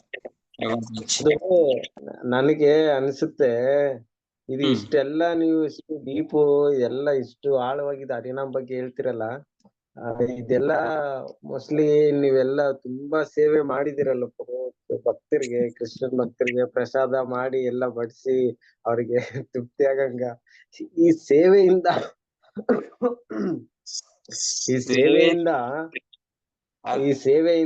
ಇದೆಲ್ಲ ಹಿಂಗೆ ನಾವು ಕೃಷ್ಣ ಪ್ರೇಮಲ್ಲಿ ಎಷ್ಟು ಸೇವೆ ಮಾಡ್ತೀವೋ ಅಷ್ಟು ಡೀಪ್ ಆಗಿ ನಾವು ಅದ್ರಲ್ಲಿ ಹೋಗ್ಬೋದು ಪ್ರಭು, ಕೃಷ್ಣ ಪ್ರಜ್ಞೆಯಲ್ಲಿ. ಹಾಗಾಗಿ ಇದು ಇರೋದ್ರಿಂದ ನಿಮ್ಗೆ ಡೀಪ್ ನಾಲೆಜ್ ಇದೆಲ್ಲ ಬರ್ತಾ ಇದೆ ಅಂತ ನನಗೆ ಅನಿಸ್ತಾ ಇದೆ. ಅದಕ್ಕೆ ಇದನ್ನ ಒಂದು ಬುಕ್ ರೂಪದಲ್ಲಿ ಮಾಡಿದ್ರೆ ಇನ್ನು ಬೇರೆಯವ್ರಿಗೆಲ್ಲ, ನಮಗೂ ಎಲ್ಲರಿಗೂ ಹೆಲ್ಪ್ ಆಗ್ತದೆ ಪ್ರಭು. ಹೌದೌದು, ಇದನ್ನ ಒಂದು ಯಾಕೆಂದ್ರೆ ನಮ್ ಕನ್ನಡದವ್ರಿಗಾದ್ರೂ ಅಟ್ಲೀಸ್ಟ್ ನಮ್ಮ ಈ ಕನ್ನಡದವ್ರಿಗಾದ್ರೂ ಅಂತ ನನಗೆ ಅನಿಸ್ತಾ ಇದೆ. ಇದು ಸ್ವಲ್ಪ ಯಾರ್ಯಾರು ಸ್ವಲ್ಪ ತಿಳಿದಿರೋರು ಅನುಭವ ಮಾಡ್ಬೋದು, ಮಾಡ್ಬಾರ್ದು, ಮಾಡ್ಬೇಕು ಅಂತ ಅಷ್ಟು ಜನ ಕೇಳ್ಬಿಟ್ಟಿದ್ದೀನ. ಇದ್ರ ಬಗ್ಗೆ ತುಂಬಾ ಗೊತ್ತಿರೋ ಬಗ್ಗೆ ಸ್ವಲ್ಪ ಕೇಳ್ಬಿಟ್ಟು ಮಾಡೋಣ ಅಂತ. ಮುಂದೆ ಏನಾಗುತ್ತೆ ಮಾಡಿ ನಮ್ ಗುರು ಮಹಾರಾಜ್ಗೆ ಅರ್ಪಣೆ ಮಾಡ್ಬೋದು. ಹೌದೌದೌದು, ಕನ್ನಡದಲ್ಲಿ ಒಂದ್ ಮಾಡ್ಬೇಕು ಇದನ್ನ. ಅಂದ್ರೆ ತುಂಬಾ ಜನಕ್ಕೆ ಗೊತ್ತಿಲ್ಲ, ಡೀಟೇಲ್ ಆಗಿ ಗೊತ್ತಿದ್ರು ಕೂಡ ಡೀಟೇಲ್ ಗೊತ್ತಿಲ್ಲ.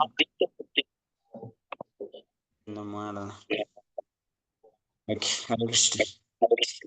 ಶ್ರೀಮದ್ ಭಾಗವತಂ 28-29 ಅಧ್ಯಾಯ 2. ವಾಸುದೇವ ಪರ ವೇದ ವಾಸುದೇವ ಪರಾಮಕಃ ವಾಸುದೇವ ಪರ ಯೋಗ ವಾಸುದೇವ ಪರ ಕ್ರಿಯಃ ವಾಸುದೇವ ಪರಂ ಜ್ಞಾನಂ ವಾಸುದೇವ ಪರಂ ತಪಃ ವಾಸುದೇವೋ ಪರೋ ಧರ್ಮೋ ವಾಸುದೇವ ಪರಾ ಗತಿಃ. ಹರೇ ಕೃಷ್ಣ. ನೆನ್ನೆ ಭಾವಾರ್ಥದಲ್ಲಿ 2 ಪ್ಯಾರ ಮಾಡಿದ್ವಿ. ಸೊ ಇವತ್ತು ಸ್ವಲ್ಪ ಇದೆ, ಇನ್ನೂ ಸ್ವಲ್ಪ ಇದೆ, ನೋಡೋಣ ಎಷ್ಟಾಗುತ್ತೆ ಅಂತ. 3ನೇ ಪ್ಯಾರದಿಂದ ನೋಡ್ತೀನಿ. ಸೆಕೆಂಡ್ 3ನೇ ಪ್ಯಾರ. ಓಕೆ, ಜ್ಞಾನ ಇದು ಜ್ಞಾನದ ಸಂಸ್ಕಾರಕ್ಕೂ ಸರಿ ಹೊಂದುತ್ತದೆ. ಅಲ್ಲಿಂದ ಓಕೆ, ಇದು ಜ್ಞಾನದ ಸಂಸ್ಕಾರಕ್ಕೂ ಸರಿ ಹೊಂದುತ್ತದೆ. ಭಗವದ್ಗೀತೆಯ ಪ್ರಕಾರ ಜ್ಞಾನವನ್ನು ಸಂಸ್ಕಾರಗೊಳಿಸುವ 18 ಅಂಶಗಳಿವೆ. ಅಂತಹ ಜ್ಞಾನದ ಸಂಸ್ಕಾರದಿಂದ ವ್ಯಕ್ತಿಗಳು ಕ್ರಮೇಣ ನಿರಹಂಕಾರಿಗಳು, ನಿರಾಭಿಮಾನಿಗಳು, ಅಹಿಂಸಾಪರರು, ಸಹನಶೀಲರು, ಸರಳರು, ಮಹಾ ಸದ್ಗುರುವಿನ ಭಕ್ತರು, ಸ್ವಯಂ ನಿಗ್ರಹಿಗಳು ಆಗುತ್ತಾರೆ. ಜ್ಞಾನದ ಅನಾಸಕ್ತರಾಗುತ್ತಾರೆ. ಜನನ ಮರಣ ಮುಪ್ಪು ರೋಗಗಳಿಂದೊದಗುವ ಕ್ಲೇಶಗಳ ಪ್ರಜ್ಞೆ ತಡೆಯುತ್ತಾರೆ. ಸೊ ಜ್ಞಾನ ಅಂತಂದ್ರೆ ಭಗವದ್ಗೀತೆಯಲ್ಲಿ 13ನೇ ಅಧ್ಯಾಯದಲ್ಲಿ ಕೃಷ್ಣ ಹೇಳ್ತಾನೆ, ಏನು ಸೊ ಸುಮಾರು 20 ಅಂಶಗಳನ್ನ ಹೇಳ್ತಾನೆ ಕೃಷ್ಣ. ಸೊ ಜ್ಞಾನ ಅಂದ್ರೆ ಏನು ಅಂತ ಅದೇ ಇಲ್ಲಿ ಅದನ್ನೇ ಪ್ರಭುಪಾದಲ್ಲಿ ಸ್ವಲ್ಪ ಹೇಳಿದ್ದಾರೆ. ಇನ್ನು ಕೆಲವೊಂದು ವಿಷಯಗಳು ಇಲ್ಲಿದೆ.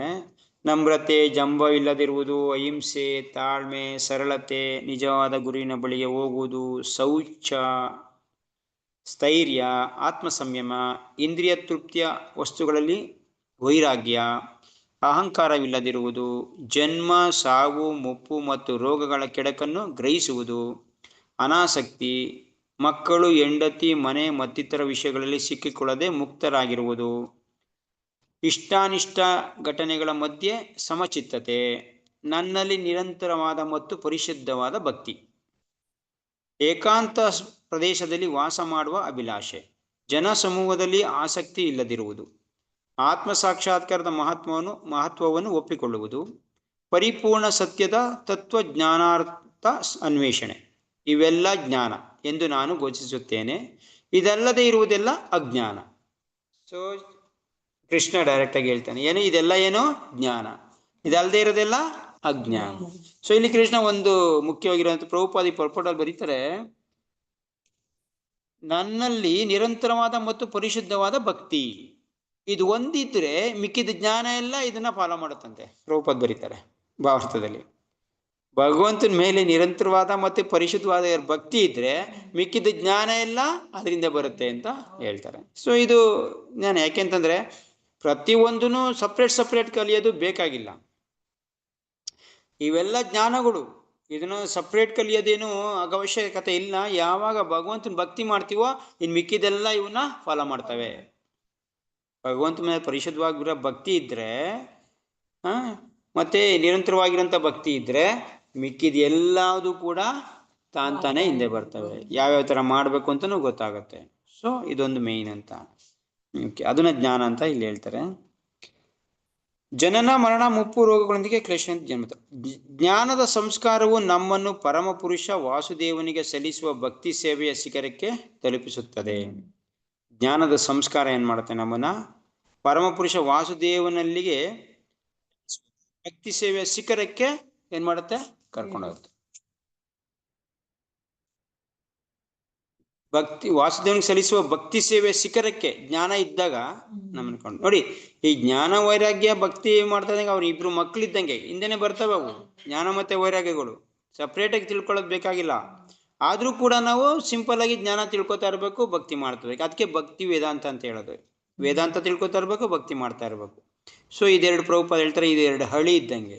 ಟ್ರೈನ್ ಹೋಗ್ಬೇಕಾದ್ರೆ 2 ಹಳಿ ಇದ್ರೆ ಸುಗಮವಾಗಿ ಹೋಗುತ್ತಲ್ಲ ಟ್ರೈನು, ಅದೇ ತರ ನಮ್ಮ ಭಕ್ತಿ ಸುಗಮವಾಗಿ ಹೋಗ್ಬೇಕಾದ್ರೆ ಭಕ್ತಿ ಜ್ಞಾನ 2 ಹಳಿ. ನಮ್ದು ಭಕ್ತಿ ಇದು ಮುಂದೆ ಸಾಗ್ಬೇಕಾದ್ರೆ ಭಕ್ತಿ ಒಂದ್ ಕಡೆ ಮಾಡ್ತಾ ಇರ್ಬೇಕು, ಜ್ಞಾನ ತಿಳ್ಕೊತಾ ಇರ್ಬೇಕು. ಜ್ಞಾನ ತಿಳ್ಕೊತಾ ಇರ್ಬೇಕು, ಭಕ್ತಿ ಮಾಡ್ತಾ ಇರ್ಬೇಕು. ಯಾವುದು ಒಂದು ತಿಳ್ಕೊಂಡು ಒಂದಿಲ್ಲ ಅಂತಂದ್ರೆ ಕಷ್ಟ ಆಗತ್ತದು. ಬರೀ ಜ್ಞಾನ ಮಾಡ್ತಾ ಇದೀವಿ, ಭಕ್ತಿ ಮಾಡ್ತಾ ಇಲ್ಲ, ಅದು ಕಷ್ಟ.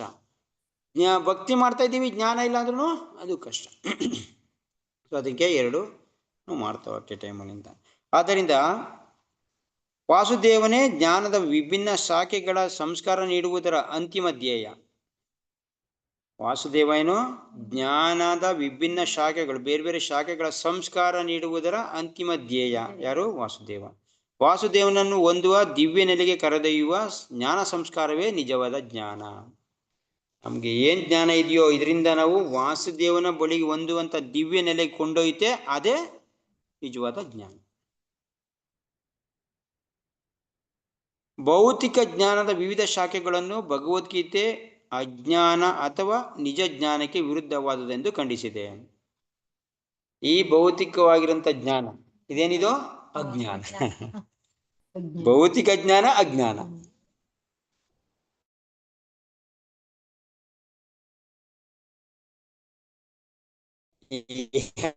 ಯಾಕೆ ಅಂತಂದ್ರೆ ಈ ಭೌತಿಕ ಜ್ಞಾನಕ್ಕೆ ಏನ್ ಕೊಡುತ್ತೆ ನಮ್ಗೆ, ಮತ್ತೆ ತಿರ್ಗ ಹುಟ್ಟು ಸಾವು. ಈ ಜೀವನದಲ್ಲಿ ಏನೋ ಸ್ವಲ್ಪ ಚೆನ್ನಾಗಿರ್ಬೋದು, ನೀನು ದೇಹದ ಮಟ್ಟಿಗೆ ನೀನು ಚೆನ್ನಾಗಿರ್ಬೋದು, ಕೊನೆಗೆ ಈ ದೇಹ ಹೋದ್ಮೇಲೆ ಮತ್ತೆ ತಿರ್ಗಾ ನೀನು ಈ ದೇಹ ಅಂತಿಮವಾಗಿ ಎಷ್ಟು ದಿನ ಇರುತ್ತೆ,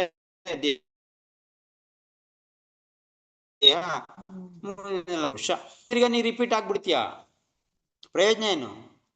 ಮತ್ತೆ ಒಂದ್ ಜನ್ಮ ಮತ್ತೆ ಜನ್ಮಗಳಲ್ಲಿ ನೀನು ಸಿಗಾಕೋತಾ ಇರ್ತೀಯ, ಪ್ರಯೋಜನ ಇಲ್ಲ. ಅದಕ್ಕೋಸ್ಕರ ಈ ಭೌತಿಕ ಜ್ಞಾನ ಎಷ್ಟಿದ್ರು ಅಜ್ಞಾನ ಇದು ಅಂತ.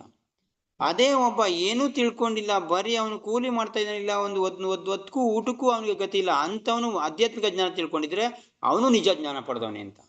ಯಾಕೆಂದ್ರೆ ಅವನು ಅಂತಿಮವಾಗಿ ಏನ್ ಆಗ್ತಾ ಇದೆ, ಅವನಿಗೆ ಪರಿಣಾಮ ಏನಾಗ್ತಾ ಇದೆ, ಅವನಿಗೆ ಎಲ್ಲಾ ಕಷ್ಟದಿಂದ ತಪ್ಸ್ಕೊತಾ ಇದ್ದಾನೆ.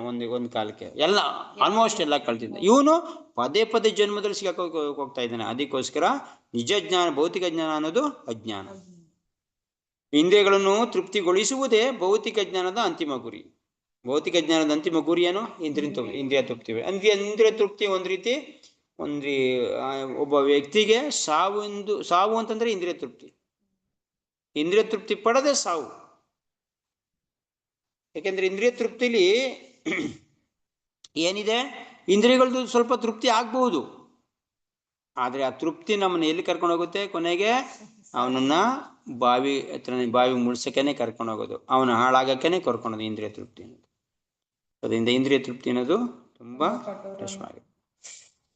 ಇಂದ್ರಿಯ ತೃಪ್ತಿಗೊಳಿಸುವುದೇ ಭೌತಿಕ ಜ್ಞಾನದ ಅಂತಿಮ ಗುರಿ. ಅದರರ್ಥ ಲೌಕಿಕ ನೆಲೆಯ ಅವಧಿಯನ್ನು ಮುಂದೆ ಅಂದ್ರೆ ಇದರ ಅರ್ಥ ಏನು? ಭೌತಿಕ ಜ್ಞಾನದ್ದು ಅದರರ್ಥ ಲೌಕಿಕ ನೆಲೆಯ ಅವಧಿಯನ್ನು ಮುಂದೆ ಎಳೆದೊಯ್ಯುವುದು. ಈ ಭೌತಿಕವಾಗಿರೋಂಥ ನೆಲೆ ಏನಿದೆ, ಇದನ್ನ ಮತ್ತೆ ಇನ್ನೊಂದು ಜನ್ಮಕ್ಕೆ ಕರ್ಕೊಂಡು ಹೋಗ್ತಾ ಇರೋದೇ ಇದ್ರದ್ದು ಈ ಜ್ಞಾನದ್ದು ಗುರಿ. ತನ್ಮೂಲಕ 3 ತೆರನಾದ ಕ್ಲೇಶಗಳನ್ನು ಮುಂದುವರಿಸುವುದು. ಇದರಿಂದ ಮುಂದೆ ಹೋಗ್ತಾ ಇದ್ರೆ ಏನಂತ 3 ಕ್ಲೇಶ: ಆದಿ ಭೌತಿಕ, ಆದಿ ಆಧ್ಯಾತ್ಮಿಕ, ಆದಿ ದೈವಿಕ. ಈ 3 ಕ್ಲೇಶಗಳನ್ನು ನಮ್ಗೆ ಮುಂದುವರಿಸ್ತಾ ಇರೋದು ಇದು. ಐಕ ಸತ್ಯ ಕ್ಲೇಶಮಯ ಬದುಕನ್ನು ಮುಂದಕ್ಕೆ ಎಳೆದೊಯ್ಯುವುದೇ ಅಜ್ಞಾನ. ಅಜ್ಞಾನ ಏನು? ಈ ಭೌತಿಕ ಪ್ರಪಂಚದ ಇದನ್ನ ಸತ್ಯ ಅಂತಂದ್ರೆ ಈ ವ್ಯವಹಾರನ, ಈ ಕೆಲಸನ, ಕ್ಲೇಶಮಯವಾಗಿರಂತ ಬದುಕನ್ನ ಮತ್ತೆ ಎಕ್ಸ್ಟೆಂಡ್ ಮಾಡ್ತಾ ಹೋಗೋದು. ಈ ಜನ್ಮ ಓಕೆ, ಮುಂದಿನ ಜನ್ಮಕ್ಕೆ ಎಕ್ಸ್ಟೆಂಡ್ ಆಗ್ತಾ ಇರುತ್ತೆ. ಒಂದೊಂದು ಇಂದ್ರಿಯ ತೃಪ್ತಿನೂ ಒಂದೊಂದು ಜನ್ಮ, ಒಂದೊಂದು ಆಸೆ ಇಟ್ಕೋತಾ ಇದೀವಿ ಅಂದ್ರೆ ಒಂದೊಂದು ಜನ್ಮ ಕಳಿಬೇಕು. ಸೊ ಮುಂದಕ್ಕೆ ಕಳ್ಕೊಂಡು ಹೋಯ್ತಾ ಇರೋದೇ ಅಜ್ಞಾನ. ಭೌತಿಕವಾಗಿರೋಂಥದ್ದನ್ನ ನಮ್ಗೆ ಮಾಡಿಸ್ತಾ ಇರೋದೇ ಅಜ್ಞಾನ ಅಂತ ಹೇಳ್ತಾರೆ. ಆದರೆ ಅದೇ ಭೌತಿಕ ಜ್ಞಾನ ಆಧ್ಯಾತ್ಮಿಕ ಅರಿವಿನ ದಾರಿಯಲ್ಲಿ ಎಳೆದೊಯ್ಯುವುದಾದಲ್ಲಿ, ಭೌತಿಕ ಜ್ಞಾನ ಇರುತ್ತೆ, ಆ ಭೌತಿಕ ಜ್ಞಾನನ ಏನಾದ್ರೂ ಅವನು ಆಧ್ಯಾತ್ಮಿಕಕ್ಕೆ ಯೂಸ್ ಮಾಡೋದಾದ್ರೆ ಅದು ಭೌತಿಕ ಅಸ್ತಿತ್ವದ ಕ್ಲೇಶಮಯ ಜೀವನವನ್ನು ಕೊನೆಗೊಳಿಸಲು ಮತ್ತು ವಾಸುದೇವ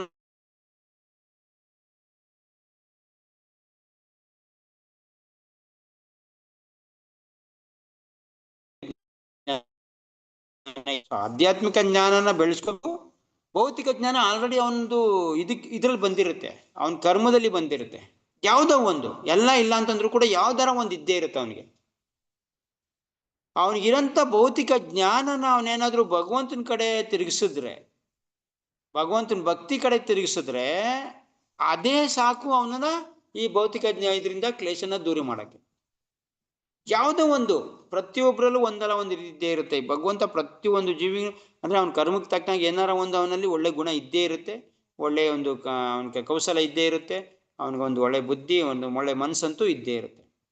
ಅದನ್ನ ಅವನಿಗಿರಂಥದನ್ನ ಭಗವಂತನ ಕಡೆ ತಿರ್ಸಿದ್ರೆ ಸಾಕು ಅಂತ, ಆಧ್ಯಾತ್ಮಿಕ ಕಡೆ.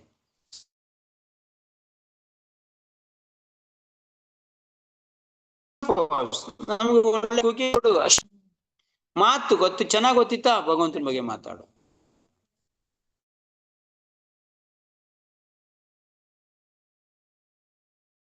ಆಡಕ್ ಚೆನ್ನಾಗ್ ಗೊತ್ತಾ, ಮಾಡಕ್ ಗೊತ್ತಿಲ್ಲ, ನೀ ಭಗವಂತನ ಕೆಲಸ ಮಾಡು ಸಾಕು. ಯಾರು ಮಾಡ್ತಾ ಇದಾರೆ ಅವ್ರಿಗೆ ಸೇವೆ ಮಾಡ್ಕೊಡು. ತುಂಬಾ ನಿಮ್ಗೆ ಹಾರ್ಡ್ ವರ್ಕ್ ಮಾಡಕ್ಕೆ ನೀನ್ ತುಂಬಾ ದೇಹ ಗಟ್ಟಿಯಾಗಿದ್ದೀನಿ, ನಿನ್ಗೆ ಮಾಡು ಕೆಲಸ. ಭಗವಂತನಿಗೆ ವಿಧವಾಗಿರೋಂಥ ಹೂವು ಬೆಳೆದ್ಕೊಡು, ತರಕಾರಿ ಬೆಳೆದ್ಕೊಡು, ಭಗವಂತನಿಗೆ ಹಣ್ಣು ಬೆಳೆದ್ಕೊಡು. ಹಸು ನೋಡ್ಕತಿ, ಹಸು ಸಾಕ್ಬಿಟ್ಟು ಭಗವಂತ ಹಾಲು ಕೊಡು, ಅಷ್ಟೊಂದ್ರಿಂದಾನೇ ಭಗವಂತ ಧಾಮ ಪಡೆದು ಬಿಡ್ಬೋದು. ಜಸ್ಟ್ ಈ ಪ್ರಭುಪಾದ ಏನ್ ಹೇಳ್ತಿದ್ರೆ, ನಮ್ಗಿರಂತ ಭೌತಿಕ ಜ್ಞಾನನ ಆಧ್ಯಾತ್ಮಿಕ ಕಡೆ ಟರ್ನ್ ಮಾಡಿದ್ರೆ ಮುಗಿದೋಯ್ತು, ಅದೇ ಭಕ್ತಿ. ಬೇರೆ ಏನು ಇಲ್ಲ, ಬೇರೆ ಏನು ಮಾಡ್ಬೇಕಾಗಿಲ್ಲ, ಇರೋದನ್ನ ಬೆಳೆಸ್ಕೋಬೇಕಾಗಿಲ್ಲ. ಕಷ್ಟಪಟ್ಟು ನಮ್ಗೆ ಇಲ್ದಿರೋದನ್ನ ಗಳಿಸಕ್ ಹೋಗೋದ್ ಬೇಡ. ನಮ್ಮ ಹತ್ರ ಏನಿದೆ ಸಾನೇ ಸಿತಗತ. ಬ್ರಹ್ಮ ಹೇಳ್ತಾರೆ, ಯಾವ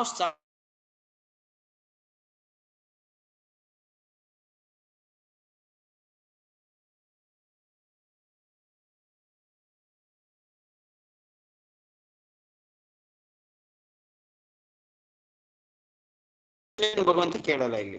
ಸೊ ನಮ್ಗಿರೋ ಜ್ಞಾನನ ಅಂತೂ ಭೌತಿಕ ಜ್ಞಾನ ಅಂತೂ ಇದ್ದೇ ಇರುತ್ತೆ ಪ್ರತಿಯೊಬ್ಬನಿಗೆ ಏನಾರ ಒಂದು. ಈಗ 10-15 ವಿಷಯಗಳಿದ್ರು, ಮೇನ್ ವಿಷಯಗಳು 15 ಬೇಕು ಒಬ್ಬನಿಗೆ ಭೌತಿಕ ಜ್ಞಾನದಲ್ಲಿ. ಅವೆಲ್ಲ ಇಲ್ಲಾಂದ್ರೂ ಯಾವ್ದಾರ ಒಂದು ಸಣ್ಣ ಇದಾರ ಇರುತ್ತೆ. ಇಲ್ಲಾಂದ್ರೆ ಜೀವನ ಮಾಡೋದು ಹೆಂಗೆ? ಜೀವನ ಮಾಡಕ್ಕೆ ಆಗೋದಿಲ್ಲ. ಒಂದು ಕಲೆನೂ ಇಲ್ಲ ಅಂದ್ರೆ ಅವನ್ಗೆ ಇಲ್ಲ ಬುದ್ಧಿ ಚೆನ್ನಾಗಿರ್ಬೇಕು, ಇಲ್ಲ ಮನಸ್ಸು ಚೆನ್ನಾಗಿರ್ಬೇಕು, ಇಲ್ಲ ಅವ್ನ ಶಕ್ತಿ ಇರ್ಬೇಕು, ಇಲ್ಲ ಅವನಿಗೆ ಮಾತುಗಾರಿಕೆ ಚೆನ್ನಾಗಿರ್ಬೇಕು, ಇಲ್ಲ ಅವನ್ಗೆ ದೇಹದಲ್ಲಿ ಇಲ್ಲ ಅಂದ್ರೂ ಬುದ್ಧಿನಾರ ಚೆನ್ನಾಗಿರ್ಬೇಕು.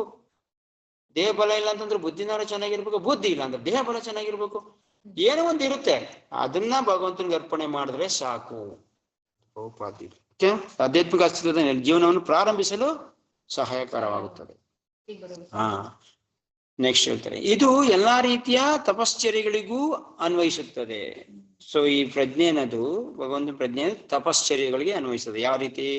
ತಪಸ್ಸೆ ಅಂದ್ರೆ ಜೀವನದ ಯಾವುದೋ ಉನ್ನತ ಅಂತ್ಯವನ್ನು ಸಾಧಿಸಲು ದೈಹಿಕ ದಂಡನೆಯನ್ನು ತಾನಾಗಿ ಸ್ವೀಕರಿಸುವುದೇ ಆಗಿದೆ. ತಪಸ್ಸಂದ್ರೆ ಏನು? ಭವ್ಯವಾಗಿರುವಂತ ಒಂದು ವಿಷಯಕ್ಕೋಸ್ಕರ ದೈಹಿಕ ದಂಡನೆನ ಸ್ವೀಕಾರ ಮಾಡೋದು ತಪಸ್ಸೆ. ಈಗ ನಾವು ಬೆಳಿಗ್ಗೆ ಎದ್ದು ಜಪ ಮಾಡ್ತಾ ಇದೀವಿ, ಪೂಜೆ ಮಾಡ್ತಾ ಇದೀವಿ, ಆರತಿ ಮಾಡ್ತಾ ಇದೀವಿ, ಇದೆಲ್ಲ ದೇಹ ದಂಡನೆ ತಾನೆ. ಇಷ್ಟೊಂದು ಈ ಒಂದು ಚಳಿಗಾಲದಲ್ಲಿ ಎದ್ದು ಮಾಡೋದು ದೇಹ ದಂಡನೆ ತಾನೆ. ಇದು ಯಾಕೋಸ್ಕರ ಮಾಡ್ತಾ ಇದೀವಿ? ಒಂದು ಧ್ಯೇಯ ಇದೆ. ಏನ್ ಧ್ಯೇಯ? ಭಗವಂತನ ಪಡಿಬೇಕು ಅನ್ನೋದು ಉನ್ನತ ಧ್ಯೇಯ. ಇದಕ್ಕೋಸ್ಕರ ದೇಹ ದಂಡನೆ ಮಾಡ್ತಾ ಇದೀವಿ, ಮುಗಿದೋಯ್ತು. ಇದೇ ತಪಸ್ಯ. ತಪಸ್ಯ ಅಂದ್ರೆ ಹೋಗ್ಬಿಟ್ಟು ಜಪ ಮಣಿ ಇಟ್ಕೊಂಡು ಗಡ್ಡ ದಾರಿ ಬಿಟ್ಕೊಂಡು ಕಾವಿ ಬಟ್ಟೆ ಹಾಕೊಂಡು ಹೋಗ್ಬಿಟ್ಟು ಹಿಮಾಲಯ ಪರ್ವತದಲ್ಲಿ ನಾಗಬಾಬುಗಳ ತರ ಬೂದಿ ಬಡ್ಕೊಂಡು ನಿಂತ್ಕೊಳ್ಳೋದಲ್ಲ. ತಪಸ್ಯ ಅಂತಂದ್ರೆ ಉನ್ನತವಾಗಿರೋಂಥದಕ್ಕೋಸ್ಕರ ನಮ್ಮ ದೇಹನ ದಂಡನೆ ಮಾಡೋದು. 2 ಅವರ್ ಒಂದ್ ಕಡೆ ಕೂತ್ಕೊಳ್ಳಿ ಸಾಕು, ಬೇರೇನು ಬೇಡ ಜೀವನದಲ್ಲಿ. ದಿನಕ್ಕೆ 2 ಅವರ್ ಒಂದ್ ಕಡೆ ಕೂತ್ಕೊಂಡು ಭಗವಂತ ನಾಮ ಜಪ ಮಾಡ್ಬಿಡಿ, ಇದೇ ತಪಸ್ಯ. ದೊಡ್ಡ ತಪಸ್ಯ, ಕಲಿಯುಗದಲ್ಲಿ ದೊಡ್ಡ ತಪಸ್ಯ ಇದು. ಅದೇನ್ ಪ್ರಭುಪಾದಿಗೆ ಅದು ಹೆಂಗೆ 2 ಅವರ್ ಅಂತ ಮಾಡಿದ್ರೆ ಗೊತ್ತಿಲ್ಲ. ಅದು 2 ಅವರ್ ಬಹಳ 2 ಅವರ್ ಒಂದ್ ಕಡೆ ಇದು ಓಕೆ. ನೋಡಿ ಇದ್ರಲ್ಲಿ ಏನಿದೆ ಗೊತ್ತಾ? 2 ಅವರ್ ಒಂದಿನಕ್ಕೆ 2 ದಿನಕ್ಕೆ ಹೆಂಗಾರ ಕುತ್ಕೊಂಬಿಡೋಣ. ದಿನನಿತ್ಯ ಕೂತ್ ಮಾಡಿ ಬಹಳ ಬಹಳ ಇದಾಗಿರೋದು ಇದು. 1 ವರ್ಷ ಈಗ ನಾನು ಮಾಡಿದೀವಲ್ವಾ, ಈ 1 ವರ್ಷ ಆಲೆ ಎಷ್ಟು ದಿನ ತಪ್ಪಿಸ್ಕೊಂಡಿದೀವಿ? ಅರ್ಧ ಗಂಟೆ ಕೂತ್ಕೊತಾ ಇರೋದು 1 ಅವರ್. ಎಷ್ಟು ದಿನ ಮಿಸ್ ಆಗಿದೀವಿ ಆಲ್ರೆಡಿ? ಆಲೆ 1 ತಿಂಗಳಲ್ಲಿ ಆಲೆ ಒಂದು 4-5 ದಿನ, ಒಬ್ಬೊಬ್ರಿಗೆ 4-5 ದಿನ ಆಗ್ಬಿಟ್ಟಿದೆ ಅಂತ ಇಟ್ಕೊಳ್ಳಿ. ಕಂಟಿನ್ಯೂಸ್ ಆಗಿ ಕೂತ್ಕೊಳ್ಳಿ, ಗೊತ್ತಾಗತ್ತೆ ಇದು. ಆಲೆ ನೋಡಿ ಇವತ್ತು ಆಲೆ ಎಷ್ಟು ಜನ ಬಂದೇ ಇಲ್ಲ. 5:30 ಆಗಿಲ್ಲ ಜಾಯಿನ್. ಎಷ್ಟು ಜನ? ಒಬ್ಬರೇ ಇದ್ದೀವಿ ನಾವು, 1-2 ಇದ್ದಿದ್ದು. ಸೊ ಕಂಟಿನ್ಯೂಸ್ ಆಗಿ ನಿರಂತರವಾಗಿ ಮಾಡೋದು ತುಂಬಾ ಕಷ್ಟ, ತುಂಬಾ ಕಷ್ಟ ಇದೆ. ಇದನ್ನ ಸಾಧನೆ ಮಾಡ್ಬಿಟ್ವಿ ನಾವು ಆಧ್ಯಾತ್ಮಿಕ ಜೀವನದಲ್ಲಿ ಪಾಸ್. 2 ಅವರ್ ಏನಾರ ಭಗವಂತನ ಕೊಟ್ಟಿದ್ಯಾ ಆದ್ರೆ ಗ್ಯಾರಂಟಿ ಅವನ ಆಧ್ಯಾತ್ಮಿಕದಲ್ಲಿ ಪಾಸ್ ಆಗ್ಬಿಡ್ತಾನೆ ಅಂತ ಒಂದು ನಂಬಿಕೆ. ಅಂದ್ರೆ ನಮ್ಮ ಲೆವೆಲ್ಗೆನೆ ಇದು ಅನುಭವ ಬಂದ್ಬಿಟ್ಟಿದೆ. ಯಾಕೆಂದ್ರೆ ಅಷ್ಟು ಕಷ್ಟ ಇದೆ, ನಿಜಕ್ಕೂ ಕಷ್ಟ ಇದೆ ಇದು. ಅದು ದಿನನಿತ್ಯ ಮಾಡ್ಬೇಕು ಅಂದ್ರೆ ಕಷ್ಟ ಇದೆ. ಸೊ ಅದನ್ನ ಮಾಡಿ ನೋಡೋಣ. ಸೊ ದೇಹ ತಾನಾಗಿ ಸ್ವೀಕರಿಸುವುದು. ಇಂದ್ರಿಯ ತೃಪ್ತಿಯ ತುತ್ತ ತುದಿಯನ್ನು ತಲುಪಲು ನೋಡಿ ಇಲ್ಲಿ ತಾನಾಗಿ ಅಂತ ಹೇಳ್ತಾ ಇದೆ ಪ್ರಭುಪಾದ. ಯಾಕೆ ಹೇಳ್ತಾ ಇದ್ದಾರೆ ಅಂದ್ರೆ, ಇದನ್ನ ಎಷ್ಟು ದಿನ ಅಂತ ಹೇಳ್ಕೊಂಬಂದು ಎಷ್ಟು ದಿನ ಅಂತ ಬೋಧನೆ ಮಾಡ್ತೀರಿ ನಿಮ್ಗೆ? ಅಯ್ಯೋ ಜಪ ಮಾಡಿ 5:05 ಜಪಕ್ಕೆ ಬನ್ನಿ, 5:05 ಜಪ, ಎಷ್ಟು ದಿನ ಅಂತ ಹೇಳ್ತೀರಪ್ಪ ನಿಮ್ಗೆ? ಹೇಳಿ ನಮ್ಗೆ ಅಯ್ಯೋ ಬರಲ್ಲ ಬಿಡಿ, ಯಾಕೆ ಸುಮ್ಮನೆ ನಾವ್ ಹೇಳೋದು, ಸುಮ್ಮನೆ ನಿಮ್ ಪಾಡಿಗೆ ನೀವು ಮಾಡಿದ್ರೆ ಮಾಡು, ಇಲ್ಲ ನೀನು ಆಪ್ ಮಾಡಿ ಮಲಿಕೋ, ಹಿಂಗನ್ಸ್ಬಿಡುತ್ತೆ ನಮ್ಗೆ. ಎಷ್ಟು ದಿನ ಅಂತ ಮಾಡಕ? ಅದಕ್ಕೆ ತಾನಾಗಿ ಸ್ವೀಕಾರ, ನಾವು ಸ್ವೀಕಾರ ಮಾಡ್ಬೇಕಂತ ತಿಳ್ಕೊಂಡು. ಎಷ್ಟು ಕರಿತೀರ ನೀವು? ಚಿಕ್ಕ ಮಕ್ಳ ದಿನ ಹೊಡೆದು ಇಲ್ಲಿ ಮಾಡ್ತೀವಿ, ಎಷ್ಟೇ ಮಾಡಿದ್ರು ಹಿಂಗ ಅಂತವೆ. ಸೊ ಏನೇ ಮಾಡಿದ್ರು ಇನ್ನೊಂದು ಅಂತವಿ, ಏನೋ ಒಂದು ಹಿಂಗ್ ಬೆಣ್ತಾ ಇರ್ತವೆ, ಹಿಂಗ್ ಮಾಡ್ತಾ ಇರ್ತವೆ. ಎಷ್ಟು ದಿನ ಅಂತ ಹೇಳ್ತೀರಿ? ನಾವೇ ಕಲ್ತ್ಕೊಬೇಕಿದ್ರು ಅಂತ ತಾವಾಗಿ ಅಂತ ಪ್ರಭುಪಾದ ಯೂಸ್ ಮಾಡಿದ್ದಾರೆ. ತಾನಾಗಿ ಸ್ವೀಕಾರ ಮಾಡ್ಬೇಕಿದನ್ನ. ಆಗೋದಿಲ್ಲ. ಇಲ್ಲ ಅಂತಂದ್ರೆ ಬೇರೆ ಕೈಲಿ ಮಾಡಕ್ ಆಗೋದಿಲ್ಲ, ಬೇರೆ ಇದ್ ಮಾಡ್ಸಿ. ನೋಡಿ, ಇಂದ್ರಿಯ ತುಷ್ಟಿಯ ತತ್ವ ತುತ್ತ ತುದಿಯನ್ನು ತಲುಪಲು ರಾವಣ ಮತ್ತು ಹಿರಣ್ಯಕಶಿಪು ಉಗ್ರವಾದ ದೈಹಿಕ ದಂಡನೆಯನ್ನು ಕೈಗೊಂಡರು. ಇಂದ್ರಿಯ ತುಷ್ಟಿಯ ತುತ್ತ ತುದಿಯನ್ನು ತಲುಪಲು, ಇಂದ್ರಿಯ ತೃಪ್ತಿ ಎಷ್ಟು ಮಾಡಬೇಕು ಅನ್ನೋದಕ್ಕೆ ಅವ್ರೇನ್ ಮಾಡಿದ್ರು? ಇಲ್ಲಿ ರಾವಣಿಗೆ ಹಿರಣ್ಯಕಶಿಪು ಇದ್ದಂಗೆ ಇಲ್ಲ ಕಣ್ರಿ ನಮ್ಗೆ. ರಾವಣ ಹಿರಣ್ಯಕಶಿಪು ಇಂದ್ರಿಯ ತೃಪ್ತಿ ಮಾಡಕ್ಕೋಸ್ಕರ ಎಷ್ಟು ಕಠಿಣವಾಗಿ ಘೋರ ತಪಸ್ ಮಾಡಿದ್ರು. ಒಂದಿನಕ್ಕೆ ನಾವು ಅವ್ರು ವರ್ಷಾನ್ಗಟ್ಲೆ ಮಾಡಿದ್ನ ಒಂದು ದಿನಕ್ಕೆ ಮಾಡ್ತಾ ಇಲ್ಲ ನಾವು. ಮಾಡಿದ್ರು ಅವರು ಹಿರಣ್ಯಕಶಿಪು ಮಾಡಿದಂತ ವರ್ಷಗಟ್ಲೆ ಮಾಡಿದಾನೆ, ಬರೀ ನಾವು ಒಂದು ದಿನಕ್ಕೆ ಮಾಡ್ತಾ ಇಲ್ಲ ಅವ್ನ ತಪಸ್ಸ. ಅವ್ನು ಯಾತಕ್ ಮಾಡ್ತಾ ಇರೋದು? ಇಂದ್ರ ತೃಪ್ತಿಗೆ. ನಾವು ಮಾಡ್ತಾ ಇರೋದು ಇಡೀ ನಮ್ಮ ಜನ್ಮಗಳನ್ನ ಪಾಪನ ಕಳ್ಕೊಳಕ್ಕೋಸ್ಕರ ಮಾಡ್ತಾ ಇದೀವಿ. ಆದ್ರೂ ಕೂಡ ನಮ್ಗೆ ಒಂದು ದಿನಕ್ಕೆ ಆತರ ಮಾಡಕ್ಕಾಗ್ಲಿಲ್ಲ. ಅವ್ನ ಇಂದ್ರಿಯ ತೃಪ್ತಿ ಮಾಡಕ್ ಅವ್ನಿಗೆ ಎಷ್ಟು ಇದಿತ್ತು ನೋಡ್ಕೊಳ್ಳಿ, ಎಷ್ಟು ಕಠೋರವಾಗಿರುವಂತ ಒಂದು ಮನಸ್ಸು ಹೃದಯ ಐತೆ ಅವನಿಗೆ. ಇಂದ್ರಿಯ ತೃಪ್ತಿ ಮಾಡಕ್ಕೋಸ್ಕರ, ಇದರಿಂದ ಸಾವನಿಂದ ತಪ್ಸ್ಕೊಳಕ್ಕೋಸ್ಕರ ಅವ್ನು ಹಂಗ್ ಮಾಡ್ತಾ ಇದ್ದಾನೆ. ಅವನು ಒಂದ್ ರೀತಿ ಸಾವನಿಂದ ತಪ್ಸ್ಕೊಳಕ್ಕೆ ಮಾಡಿದ್ದು ಅಲ್ವಾ? ಈಗ ನಾವೇನ್ ಮಾಡ್ತಾ ಇದೀವಿ? ಅದನ್ನೇ ಮಾಡಕ್ಕೆ, ಅಂದ್ರೆ ನಾವ್ ಜನ್ಮಗಳಿಂದ ಸಾವನ್ನ ತಪ್ಸ್ಕೋಬೇಕು ಅಂತ, ಅವ್ನು ಈ ಜನ್ಮದಲ್ಲಿ ಸಾವು ತಪ್ಸ್ಕೋಬೇಕು ಅಂತ ಅಷ್ಟೇ. ಸೊ ಅವನಿಗಿರುವಂತ ಅದ್ರಲ್ಲಿ ನಮ್ಗೆ 1% ಬಂದ್ಬಿಟ್ಟಿದ್ರು ಎಲ್ಲೆಲ್ಲ ಹೋಗ್ಬಿಡ್ತಿದ್ವಿ. ಕೃಷ್ಣ ಅಯ್ಯೋ ಬೆನ್ ತಟ್ಟಿ ನಮ್ಮನ್ನ ಕರ್ಕೊಬಿಡ್ತಿದ್ದ ಏನೋ, ಬಾಬಾ ನೀನು ಈ ತುತ್ತ ತುದಿಯನ್ನು ತಲುಪಲು ರಾವಣ ಮತ್ತು ಹಿರಣ್ಯಕಶಿಪು ಉಗ್ರವಾದ ದೈಹಿಕ ದಂಡೆಯನ್ನು ಕೈಗೊಂಡರು. ಕೆಲವೊಮ್ಮೆ ಆಧುನಿಕ ರಾಜಕಾರಣಿಗಳು ರಾಜಕೀಯ ಔನ್ನತ್ಯವನ್ನು ಸಾಧಿಸಲು ಕಠಿಣತರ ವ್ರತ ನಿಯಮಗಳನ್ನು ಆಚರಿಸುತ್ತಾರೆ. ಇದು ವಾಸ್ತವವಾಗಿ ತಪಸ್ಯ ಅಲ್ಲ. ಹಿರಣ್ಯಕಶಿಪು ಮಾಡಿದ್ಯಾಗ್ಲಿ, ಕಂಸ ಮಾಡಿದ್ಯಾಗ್ಲಿ, ಈ ರಾಜಕೀಯ ವ್ಯಕ್ತಿಗಳು ಮಾಡ್ತಾರೆ, ಇದು ತಪಸ್ಯ ಅಲ್ಲ. ಯಾಕೆ? ವಾಸುದೇವನನ್ನು ಅರಿಯಲಿಕ್ಕಾಗಿ ದೈಹಿಕ ಸೌಕರ್ಯಗಳನ್ನು ತಾನಾಗಿ ಸ್ವೀಕರಿಸಬೇಕು. ಇಲ್ಲಿ ಅವ್ರು ಬೇರೆ ಉದ್ದೇಶ ಏನಿದೆ? ಒಬ್ಬನ ಉದ್ದೇಶ ಈ ಸಾವಿಂದ ತಪ್ಸ್ಕೋಬೇಕು ಅಂತ, ಒಬ್ಬನ ಉದ್ದೇಶ ಇಂದ್ರಿಯ ತೃಪ್ತಿ ಪಡ್ಬೇಕು ಅಂತ, ಇನ್ನೊಬ್ಬನ ಉದ್ದೇಶ ನಾನು ದುಡ್ಡು ಘನತೆ ಗೌರವ ಬರ್ಬೇಕು ಅಂತ. ಇದ್ರಿಂದ ಅವ್ರು ಮಾಡ್ತಾ ಇರೋದು ಇದು ತಪಸ್ಯ ಅಲ್ಲ. ಇಲ್ಲಿ ಉನ್ನತವಾಗಿರೋಂಥ ಚಿಂತನೆ ಏನಿದೆ? ಇಲ್ಲಿ ತಪಸ್ಸೆ ಮಾಡ್ತಾ ಇರೋದು ಉನ್ನತವಾಗಿರೋಂಥ ಅಂತ್ಯನ ಪಡೆಯೋಕ್ಕೋಸ್ಕರ. ಅವ್ರದ್ದು ಯಾವ್ದು ಉನ್ನತ ಇದೆ? ಇಲ್ಲಿ ಏನ್ ಧ್ಯೇಯ ಇದೆ? ಅವ್ರ ಇಂದ್ರಿಯ ತೃಪ್ತಿ ಮಾಡ್ತಾ ಇರೋದು, ಅದು ತಪಸ್ಸೆ ಅಲ್ಲ. ಏಕೆಂದ್ರೆ ಅದೇ ತಪಶ್ಚರ್ಯೆಯ ನಿಜವಾದ ಕ್ರಮ. ಮಿಕ್ಕ ಎಲ್ಲಾ ರೀತಿಯ ತಪಶ್ಚರ್ಯಗಳು ರಜೋಗುಣ ಮತ್ತು ತಮೋಗುಣಗಳಿಗೆ ಸೇರುತ್ತವೆ. ಇವ್ರು ಮಾಡ್ತಾ ಇರೋದು ಯಾವುದು? ತಮೋಗುಣ ಇಲ್ಲ ರಜೋಗುಣದ ತಪಸ್ಯ. ಸತ್ವಗುಣದಿಂದ ಕೂಡಿಲ್ಲ ಇವ್ರ ತಪಸ್ಯ. ರಜಸ್ಸು ಮತ್ತು ತಮಸ್ಸು ಬದುಕಿನ ಕ್ಲೇಶಗಳನ್ನು ಕೊನೆಗೊಳಿಸಲಾರವು. ಯಾಕೆ ಈ ರಜಗುಣ ತಮಗುಣದಿಂದ ಮಾಡ್ತಾ ಇದಾರೆ? ಈ ರಜಗುಣ ತಮಗುಣ ನಮ್ಮ ಕ್ಲೇಶಗಳನ್ನ, ನಮ್ಮ ಬದುಕಿನ ಕ್ಲೇಶಗಳನ್ನ ಕೊನೆಗೊಳಿಸಕ್ಕಾಗೋದಿಲ್ಲ ಇವಕ್ಕೆ. ಸತ್ಯ ಒಂದೇ, ಸತ್ಯಗುಣ ಮಾತ್ರ ಬದುಕಿನ 3 ತೆರನಾದ ಕ್ಲೇಶಗಳನ್ನು ಉಪಶಮನಗೊಳಿಸಬಹುದು. ಸತ್ಯಗುಣ, ಸತ್ವಗುಣದಿಂದ ಇದ್ರೆ ಮಾತ್ರ ನಮ್ದು ಈ 3 ಕ್ಲೇಶದಿಂದ ಬಚಾವಕ್ಕೆ ಒಂದು ದಾರಿ ಮಾಡ್ಕೊಡುತ್ತೆ. ತಮಗುಣ ರಜಗುಣ ಆಗಲ್ಲ. ಶ್ರೀಕೃಷ್ಣನ ತಂದೆ ತಾಯಿಯರೆಂದು ಕರೆಯಲಾದ ವಾಸುದೇವ ದೇವಕಿಯರು ವಾಸುದೇವನನ್ನು ತಮ್ಮ ಮಗನಾಗಿ ಪಡೆಯಲು ತಪಸ್ಸು ಮಾಡಿದರು. ಅವರು ಈ ಕಾಲದಲ್ಲಿ ನಾವು ಅಯ್ಯೋ ಎಷ್ಟೊಂದು ಪುಣ್ಯ ಮಾಡಿದಪ್ಪ ಯಶೋಧ ಮಾತಾ ಅಂತೀವಿ. ಪಾಪ 3 ಎಷ್ಟು ಜನ್ಮದಲ್ಲಿ ತಪಸ್ ಮಾಡಿದ್ಲು ಅದ್ ತಿಳ್ಕೊಂಡಿಲ್ಲ. ಏನು ಪುಣ್ಯ ಮಾಡಿದಳು ಗೋಪಿ ಎಂದು ಒಂದು ಹಾಡಾಡ್ಬಿಡ್ತಾ ಇದೀವಿ ಅಷ್ಟೇ. ಶ್ರೀಕೃಷ್ಣನ ಎಲ್ಲಾ ಜೀವಿಗಳ ತಂದೆ, 14ನೇ ಅಧ್ಯಾಯದಲ್ಲಿ ಹೇಳ್ತಾನೆ. ಆದ್ದರಿಂದ ಆತನೇ ಇತರ ಎಲ್ಲಾ ಜೀವಿಗಳ ಮೂಲ ಪುರುಷ. ಬೇರೆ ಎಲ್ಲಾ ಭೋಗಿಗಳ ನಡುವೆ ಆತನೇ ಮೂಲ ಶಾಶ್ವತ ಭೋಕ್ತಾರನಾಗಿದ್ದಾನೆ. ಆದ್ದರಿಂದ ಅಜ್ಞಾನಿಗಳು ತಿಳಿದಂತೆ ಯಾರೂ ಆತನ ತಂದೆಯಾಗಲಾರರು. ವಾಸುದೇವ ದೇವಕಿಯರ ತೀವ್ರವಾದ ತಪಶ್ಚರ್ಯೆಯಿಂದ ಪ್ರಸನ್ನನಾದ ಭಗವಂತ ಶ್ರೀಕೃಷ್ಣನ ಅವರ ಮಗನಾಗಲು ಒಪ್ಪಿಕೊಂಡನು. ಸೊ ನಾವು ಯಾವುದೇ ಕಾರಣಕ್ಕೂ ಭಗವಂತನ ತಂದೆ ತಾಯಿಯಾಗಿ ಪಡೆಯೋಕ್ಕೋಸ್ಕರ ಇಲ್ಲ ಮಗನಾಗಿ ಪಡೆಯೋಕ್ಕೋಸ್ಕರ ತಪಸ್ಸನ್ನ ಮಾಡ್ಬೋದು. ಆದ್ರೆ ವಾಸುದೇವ ದೇವಕಿ ಮಾಡಿದ್ರಲ್ಲ, ವಾಸುದೇವ ದೇವಕಿಯರು ಆ ಥರ ತಪಶ್ಚರ್ಯನ ನಾವು ಮಾಡೋಕ್ಕಾಗೋದಿಲ್ಲ. ಆ ಥರ ಮಾಡಿದ್ರು ಮಾತ್ರ, ಆ ಒಂದು ಭಾವನೆ ಇಟ್ಕೊಂಡು ಮಾಡಿದ್ರು ಮಾತ್ರ ಭಗವಂತ ನಮ್ಮ ತಪಶ್ಚರ್ಯ ಮೆಚ್ಚಿ ಅವನು ನಮ್ಮ ಮಗನಾಗೆ ಒಪ್ಪೋದು. ಅದಲ್ದಿರ ಭೋಗಕ್ಕೋಸ್ಕರ ಇಲ್ಲ ಇದು ಮಾಡಿದ್ರೆ, ಅವನ ಇಂದ್ರಿಯ ತೃಪ್ತಿಗೋಸ್ಕರ ತಪಶ್ಚರ್ಯ ಮಾಡಿದ್ರೆ ಭಗವಂತನಲ್ಲ ಯಾರೂ ಅವನ ಮಗನಾಗೆ ಸಾಧ್ಯ ಇಲ್ಲ.